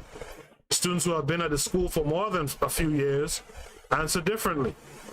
Quayo has been at NAS since 1st grade. He answered the second question exactly as follows. Quote, Baba, question number 2 is tricky because you have to consider the media is always showing black people looking poor and eating just whatever they can find, like even eating a dog or a cat or something. I didn't see the newspaper, but I wonder if they mentioned anything in there about what the government did with Aristide. Bet they didn't even talk about the guns that the U.S. government has given the rebels over there to keep the fighting going on. End of quote. What are your thoughts about this kid, Quayle? What are your thoughts about this kid, Quayle? And you can clearly see here that, you know, the point that Kmt, Shockley and them are getting to is the longer you're in the African-centered education paradigm, the more immersed in Africa you become, or in the African diaspora. I like what this kid Quayle said in his answer for that question. To use the term that Kmt them use, there's a sophistication in that answer. Many of the other students chimed in, offering their analysis as well. After about 15 minutes of discussion, Baba Akiel said, how come no one tackled question number 1? Amari said, I don't know who Hugo Chavez is. Then Baba Akiel said to the class, okay, who is Hugo Chavez? Quayle's brother Kwaku chuckled. It says right there he's the president of Venezuela. Amari responded, I mean, I don't know if he's a Pan-Africanist type of person or if he just sees himself as Spanish or something. Amari, you're not getting these type of responses and discourse in the public school system. I'm telling you that right now. You're not getting those type of responses in the public school system. And you know, even if you do somehow get those questions in the public school system, you're not getting those responses, right? Amari did not mean that he had never heard of Chavez, but by his reply, he meant that he did not know Chavez's racial cultural politics. At that point, Baba Akiel said, okay, let's look at Chavez. He then pulled up a picture of Hugo Chavez on the internet and played a YouTube clip of President Chavez's statement about President Bush. Next, he explained a few of Hugo Chavez's attempted policies and some of his recent practices related to international oil supply and distribution. After the explanation, he asked a student named Imani to explain Pan-Africanism. Student questions and comments were interspersed throughout the discussion. Then Baba Akiel said, we need more information to say for certain if he's a Pan-Africanist. But from what we know now, what do you think? Students did not answer by saying yes or no. Instead, through discussion, they tried to parallel Chavez's attempts and the tenets of Pan-Africanism. Imani said, I think he is a Pan-Africanist because when he came to the U.S., black people were all excited and everything and went out to see him. Baba Akiel responded, when the black people in the U.S. get excited about something, does that mean they are Pan-Africanists? Quayle belligerently said no. He continued, they get excited about R&B singers such as Neo. Baba Akiel asked students again to explain how then it could be determined if someone like Chavez was a Pan-Africanist. Kwame, an 8th grader, said, since we don't have all the information, we need to say if he is or isn't. We can say that he might not be, but he is in position to be in solidarity with the Pan-Africans. The 14 years spent around African American students in other settings, we have not seen the level of analysis and discussion that is simply commonplace at NAS, particularly the level of intellectual wherewithal that is present in Baba Akiel's classes.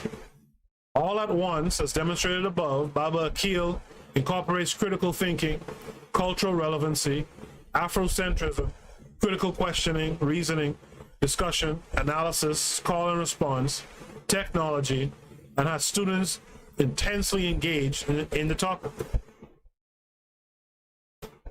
While teaching the students, when they get stuck, he may incorporate some multiple perspectives, work as well. For example, he asks students to differentiate between an African perspective on a news topic and a mainstream European American perspective on the same news topic. Hanging in various places around the classroom are posters and sayings on the walls that reveal a pro-black sentiment. Sayings by prominent and popular leaders such as historian Dr. John Henry Clark and Malcolm X are posted in plain sight. They say, quote, if it's not about nation building, it's not about anything. It's not about nation building. It's not about anything. Huey Newton said black power. Kwame Ture said always organize. Right? Always organize. All of the walls in the classrooms are filled with reminders of what is going on as African.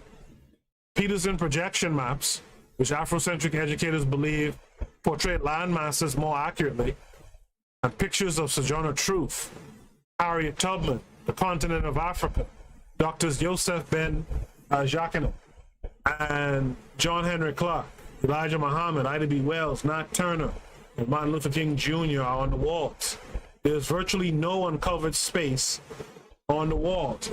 I've kind of asked this question on the Discord before, and I got a few responses. Let me see if I get some more responses here. What other folks should be on this wall?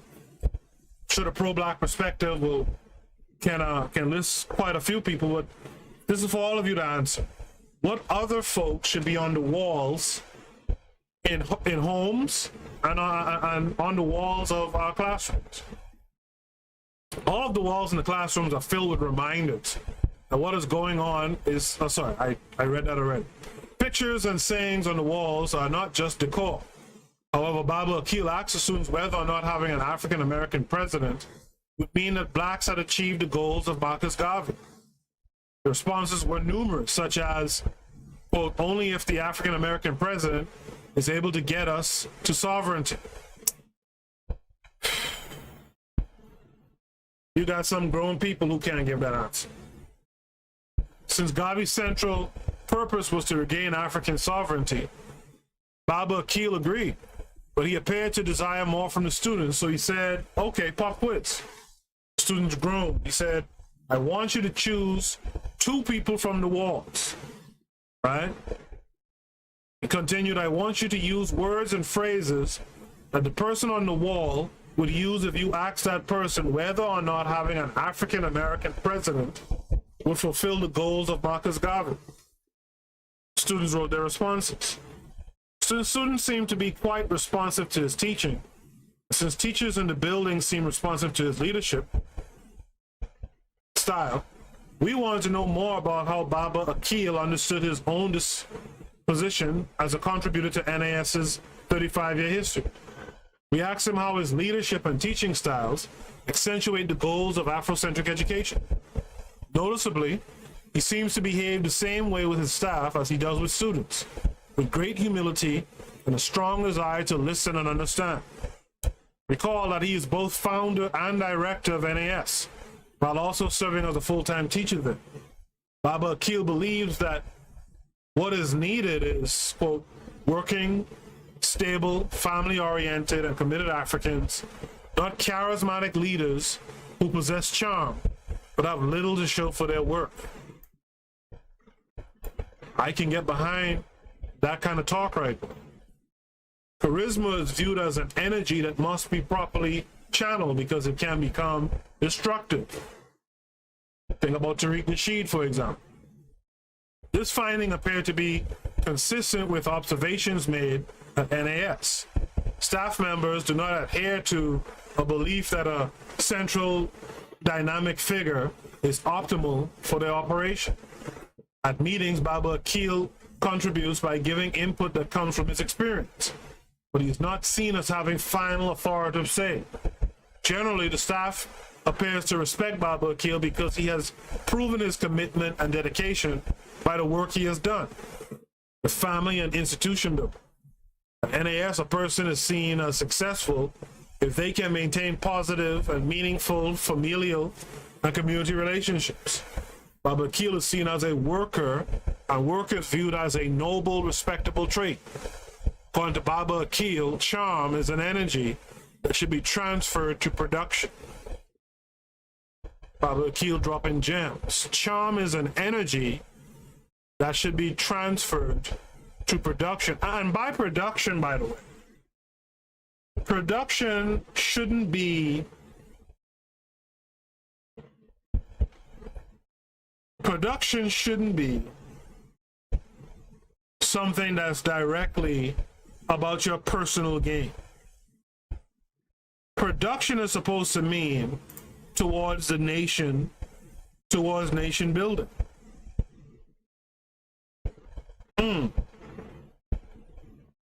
That's what your production really should be, right? And I'm not poo-pooing, you know, creating a DVD or you know, or anything of that nature, but is that thing that you're producing, is that DVD filled with instructions or solutions for our problems? Are you going to be able to take that DVD or what have you and then go link with like-minded Africans and change the conditions that we're under and gain that sovereignty that Marcus Garvey talked about?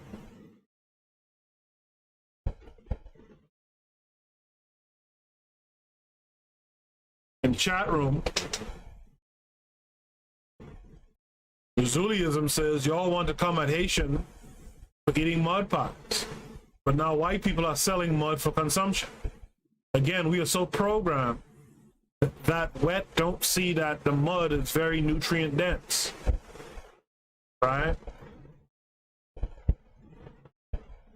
The pro-black perspective says, I wonder where a quail at now.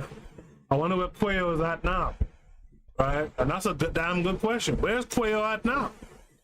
Because that's the thing, and you know, I gotta look to see if there's a follow-up paper to this one, because that's the thing we really need to know.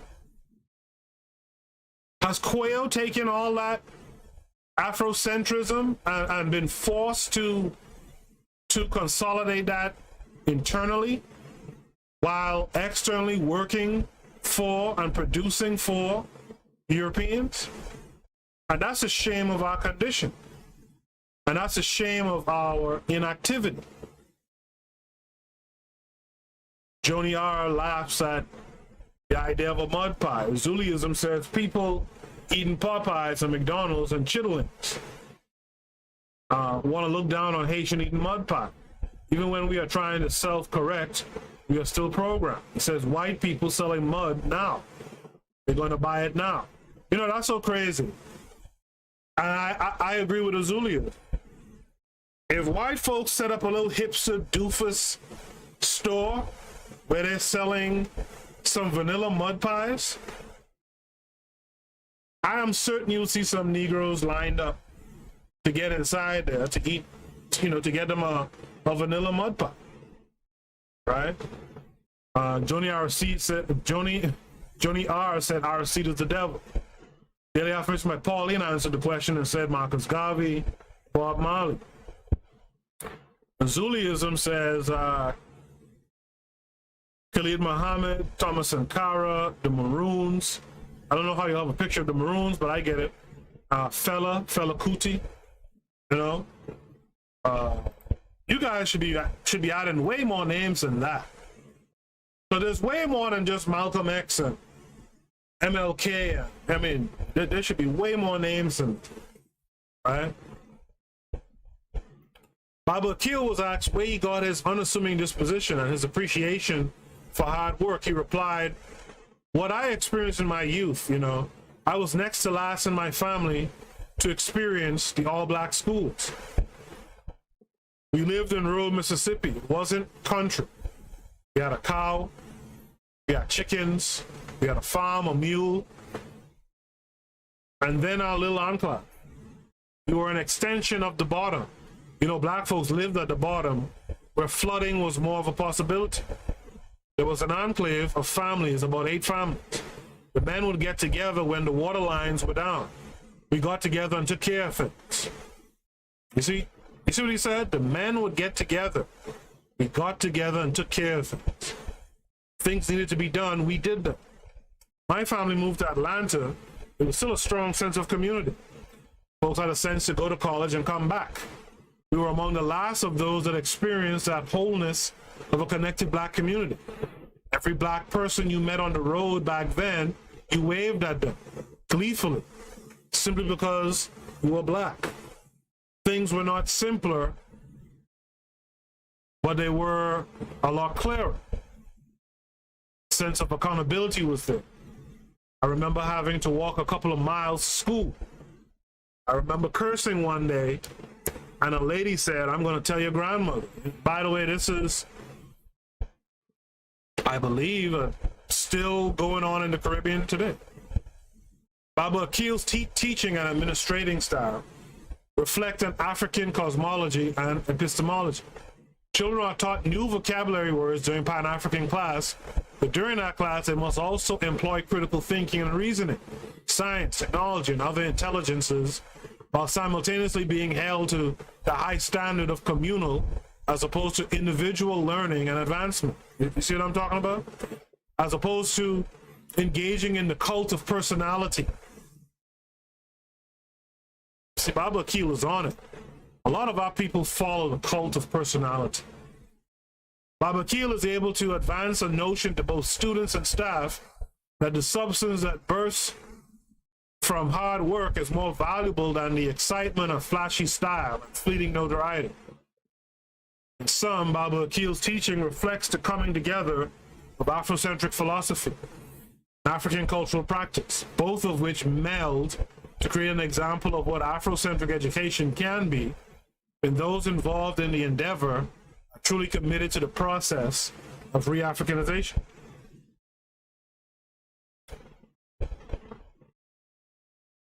What is both stated and ostensibly drawn from the work of these educators is an important lesson for all teachers of Black children. During visits to the institutions where these educators work, we never saw or heard teachers yelling at students, calling them names, behaving cynically, or using sarcasm. All three teachers in this study work with students from extraordinarily impoverished areas. Two of the schools are public charter institutions that are under immense pressure to make AYP. I'm not sure what AYP is. All three are under pressure to do well on standardized tests. They're taught to think beyond the tests instead of focusing on them. None of the three teachers in this study use special reading or math programs. Yet all three schools are making AYP. And all three schools feature Black students who are excited about learning in these classroom spaces. And at CR and NAS, these Black students are performing well on standardized tests. Many students at BCS are beginning to perform better on the tests as well. And you know, they've mentioned this a few times, and I haven't touched on it. Just because you're homeschooling or supplementally African schooling, African-centered schooling your children, doesn't mean you can't prepare them for the standardized tests that they would need while in this country. And I think a lot of us tend to think that by homeschooling or by putting kids through an African-centered education, the student in turn won't be able to excel when challenged by these Eurocentric standardized tests. And that's just not true. It's just not true. It's not all or nothing. Right? We have witnessed some of Brother Touré's prior students calling him to announce that they have been accepted into college. Majority of students from CR and NAS attend college upon graduation. Neither Baba Akiel, Mama Binta, nor Brother Touré focus much attention on standardized tests, even though their students come from the same neighborhoods as students who attend some extremely challenged public and public charter schools. We never heard any of them express concerns, and this is what I'm saying, that Afrocentric information is a distraction for their students because of the students' harsh life circumstances, and their need to simply focus on getting students ready to pass the quote-unquote tests. They prioritize African-centered information over and above the quote-unquote text, right? So we read about these three African-centered educators. I asked you about the first two. I think only one person, I think Kevin Carey answered. But now we've heard about all three. So out of the three, 1, 2, 3, which educator do you personally vibe with? Which educator do you personally vibe with of the three? Joni R. in the chat adds Dessalines, Christopher Mackendal, all of my country forefathers. Absolutely. Kevin Carey 42 says, let them fools go eat mud. They are the same ones that vote for nothing or will not question the vaccine. Kevin Carey 42 also says, cult of personality, the grifters. Absolutely. Absolutely.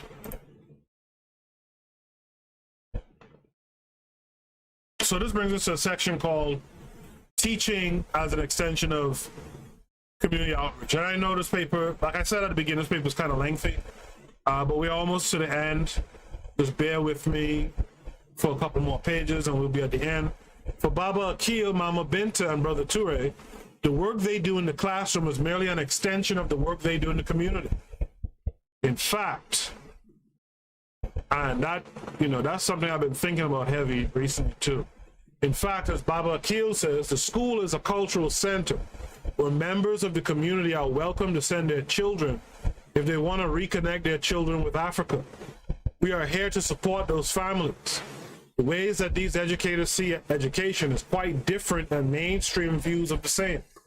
These educators do not separate education from the larger community responsibility of passing information and knowledge on from one generation to the next. Also, these educators do not see themselves as being the savior in children's lives. Instead, as Mama Binta has said, quote, their parents are their heroes and sheroes, end of quote. Then added together, Mama Binta and Baba Akiel are saying that the teacher's responsibility is to supplement and complement the African lifestyle of families within the community. How it look you send your kids to be around African-centered folks, teachers, thought leaders, etc., and then you come home to you and you all about some European shit. Makes no sense.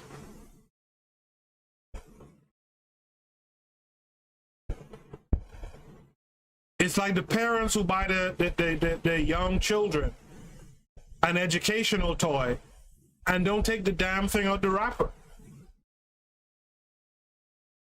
But what you gotta do, you bought one, you gave it to the kid, but you didn't even open the damn thing for the kid. So the kid can have access to it, right? You have to be doing this stuff at home. You have to be doing this stuff at home. Some families send their children to Afrocentric schools, but the family has not defined its own mission. Afrocentric schools may struggle to properly reach students from such families. Hence, Afrocentric schools are always in the process of finding ways to encourage entire families by hosting conferences and other community-based events. This is why you can't ignore the parents. And this is why the work ahead is so difficult, because we have to actually convince the parents to do what's right at home while we teach these children in African-centered schools. Both Baba Akiel and Mama Binta are parents themselves. Both of them founded their schools in order to find an appropriate place to educate their own children. You heard that? And that's usually how African-centered schools come about. African-centered people have children, and they realize that the public school system is not up to par with their ideologies, and so sometimes, oftentimes they get together with other like-minded Afrocentric folks, and they start a school. Their advocacy for Afrocentric education does not come from a place of passion for education necessarily, but instead, what they are actually focused on is community nation building. Koto's 1992 discussion of Afrocentric nation building explains the need for a more holistic approach for attending to the educational and communal needs of blacks. Koto defines nation building as the conscious and focused application of our people's collective resources, energies, and knowledge to the task of liberating and developing the psychic and physical space that we identify as ours. It involves the development of behaviors, values, language, institutions, and physical structures that elucidate our history and culture, concretize and protect the present, and ensure the future identity and independence of the nation. Nation building is deliberate, keenly directed, focused, and energetic projection of the national culture and the collective identity. African-centered leaders focus on African cultural adoption as an empowerment tool for blacks. Nation building is the foremost critical imperative for blacks and includes a process of Re-Africanization. For example, Okoto 1992 describes the model for nation building as largely a process of Re-Africanization. Therefore, nation building is a process of reconnecting blacks with who they are culturally, which also defines for them their personal and communal purpose. All right. This means that the work that must be done within schools is simply the larger project of making the children from the community aware of the work that must be done within our own communities.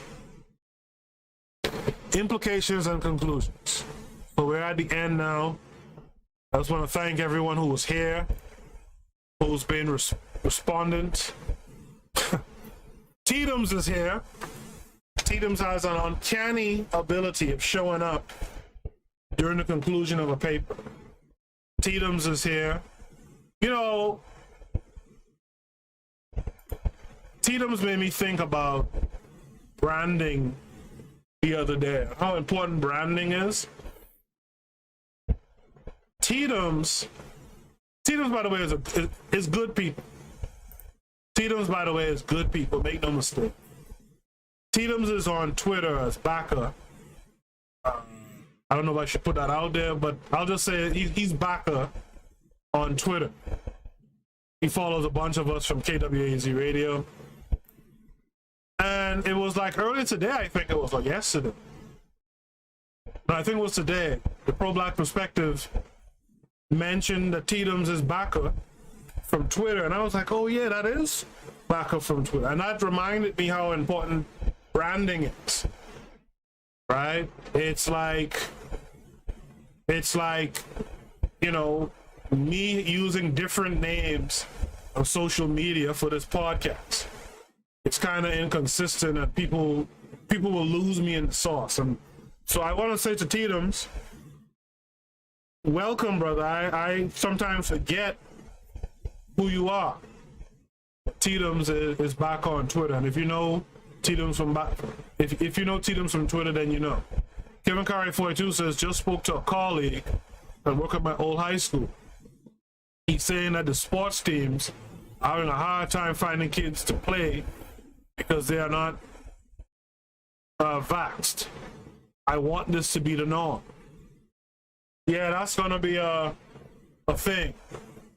But as you go higher, as you get closer to professional sports, those folks are gonna cave and get the job. All right.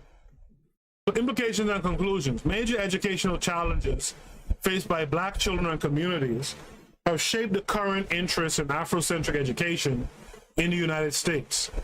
Ideological and what seem to be irreconcilable differences between Afrocentric educators and those in the mainstream have polarized two groups.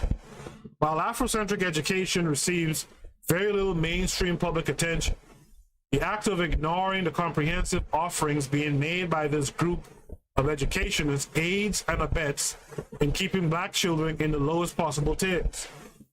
While many programs and projects have been tried on black children, The act of centering their education on them has never really been tried in mass. When proposals are put forth to advance for Afrocentric education, those advocating for it are often met with hostility and or unreasonable demands and questions. For example, when Afrocentric education scholars, teachers, etc., put their proposals forward, they may be asked to prove that it works. The request seems reasonable on its face, and there's evidence that it works. However, being asked to prove that an education which is centered on the learners it is supposed to be reaching works is at best an awkward request, and at worst, it is evidence of blatant hegemony.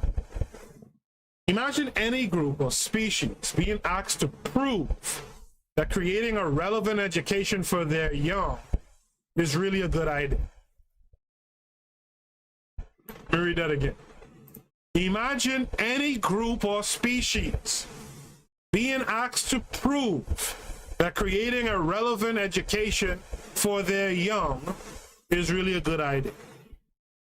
In fact, while Afrocentric education is often negatively labeled and or ignored, the employment of it represents one of the only responsible displays of black behavior in existence today, because it beseeches blacks to prepare their children to take ownership and control over their own communities.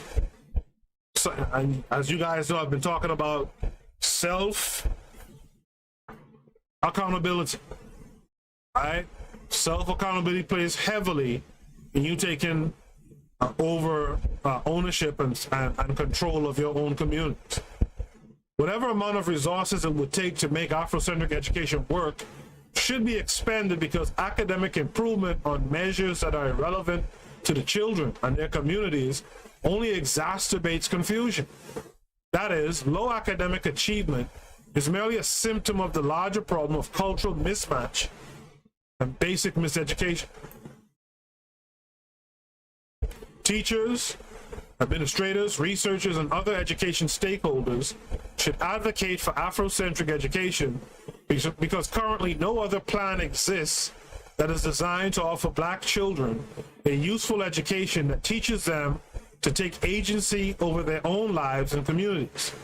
Perhaps one of the reasons that Afrocentric education seems radical to some is because when viewed sensibly and compositely, circumstances within black communities represent something beyond a stage of emergency. For example, education disparities, economic disparities, belittling displays of blacks in the media, overrepresentation in the criminal justice system, neo-segregation, apartheid, medical apartheid, overrepresentation of HIV/AIDS victims, that's a thing, by the way, etc. Afrocentric education is the only type of education that attempts to prepare black children to address their reality. That's the paper. That's the paper. This book, Nation Building, I'm trying to remember, did the pro-black perspective, if you're still here, brother, did you read that book before on air? I've been thinking about reading selections, if not the whole thing, but if you've read it already, I will direct the listeners to your episode. So let me know in the chat if I sort of remember. I sort of remember you talking about the book and perhaps reading it. You let me know if you did. Let us know so we could go back and check out those readings. You know, while reading this, I had a thought. I work on a college campus. I have access. You know, I'm really thinking about reaching out to students, particularly students with kids. The pro-black perspective says he didn't read it on air. Okay. So that might be something that I do soon. That might be something that I do soon.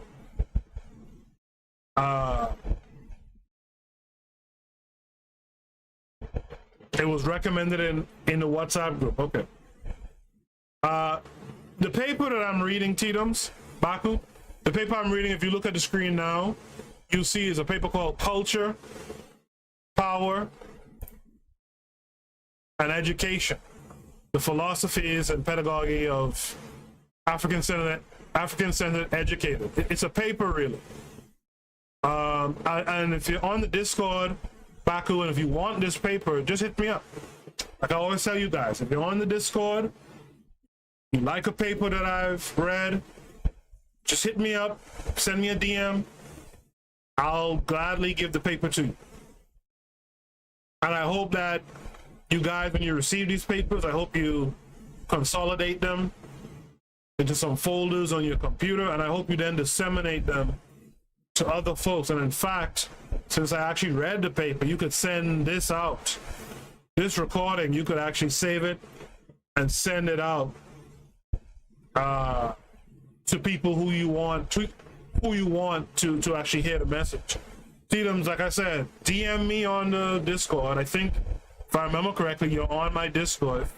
DM me, and I'll send it to you. I have it in my possession. All right, I'll send it to you. The learning curve with the revolutionary matron says necessary and insightful. We need to build with each other. All right. Joni R earlier said, yes, black people need to rebrand themselves to confront the negative image that the U.S. media portrays them. And Joni, what I'll say to that, and Joni and I have actually had a good telephone conversation in the past. Where we talked about a bunch of stuff, related to the African psyche and nationhood and stuff. And the thing about the education is that if you listen to Quayle, right, from Brother Akiel's class, if a student like Quayle decided to become like a Zuliism, a director, right, provided that he hasn't been tampered with by the European American structure, do you think a guy, a person, guy or girl like Quayle isn't going to make films that incorporate a positive black image? I mean, based on what that kid was saying in like grade 8, if that kid remained on that path to this day, if they remain on that path, do you think they won't be, for example, creating films or art or music or what have you, right? This is why the education is just so damn important. This is why it's just so important. Tatum says he bought Shockley's book. He hasn't read it yet. But hopefully this reading of this paper will help with that, right? So that's the paper. We've been here a while. I don't want to, bore you to death with me talking any further. I think I'm all talked out. If you like the paper, type 1 in the chat. I want to take this time to thank Mchaka for being here, Mchaka 97. You guys know who Mchaka is. He's usually the voice in the background of the pro-black perspective. Usually insightful, funny. I like the brother. The learning curve with the revolutionary matron was here. Pro-black perspective was in here. You know that already. Joni R was here. Kevin Carre 42 was here. KW Don 7 was here. Shout out to all of you guys. Who am I missing? Yemi Yemi was here. I wonder if Yemi Yemi is still here. Yemi Yemi was here listening to us on a train ride home after work. Daily Affirmations by Pauline was here. Azuliism was in the house. Remember, next Friday, September 3rd, I think that is. Yes, next Friday, September 3rd, 8 p.m. EST. We're going to show on the Discord Azuliism's directorial debut, the Raging Elephant film. We're gonna have Erzuliism actually introduce the film and do a Q&A session afterwards. It'll be only on the Discord. Don't look for it on YouTube. It won't be there. All right. So you guys make sure tune in to that next week Friday. I'll send reminders throughout the week. Right. I think I got everyone who was here today. I appreciate all of you. The Pro-Black Perspective asks, when is Chaka 97 funny? I think he's funniest when you're annoyed. I think he's funniest when he annoys you. So that's pretty good. Erzuliism puts up the flame, two fire symbols. So again, I appreciate you all for tuning in. I shall be back Saturday in some shape or form. So look out for me there on Saturday. Again, next week, Friday, movie screening. Be there. If you want to be there, you got to click the link, join the Discord. Join the Pro-Black Perspective tomorrow morning. Join the Revolutionary Matron with the Learning Curve podcast. I'm not sure if she's on tonight, but I'm sure she'll be on tomorrow at 6 p.m. Eastern Standard Time. Pro-Black Perspective, 11 a.m. tomorrow. You guys tune in. You guys tune into those shows. Until next time, peace.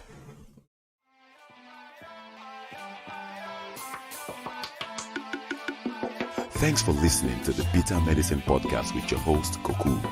If you like what you just heard, we hope you pass along our web address, bittermedicineblogs.com, to your friends and colleagues, and share our show to all your social media. Be sure to check out our archive section on our website for previous podcasts. This has been a KWAZ radio production. Join us next time for another session of the Bitter Medicine Podcast. Follow us on Facebook at Bitter Medicine Show, Twitter, Bitter Meds, Tumblr, Bitter Meds, Instagram, Bitter Medicine.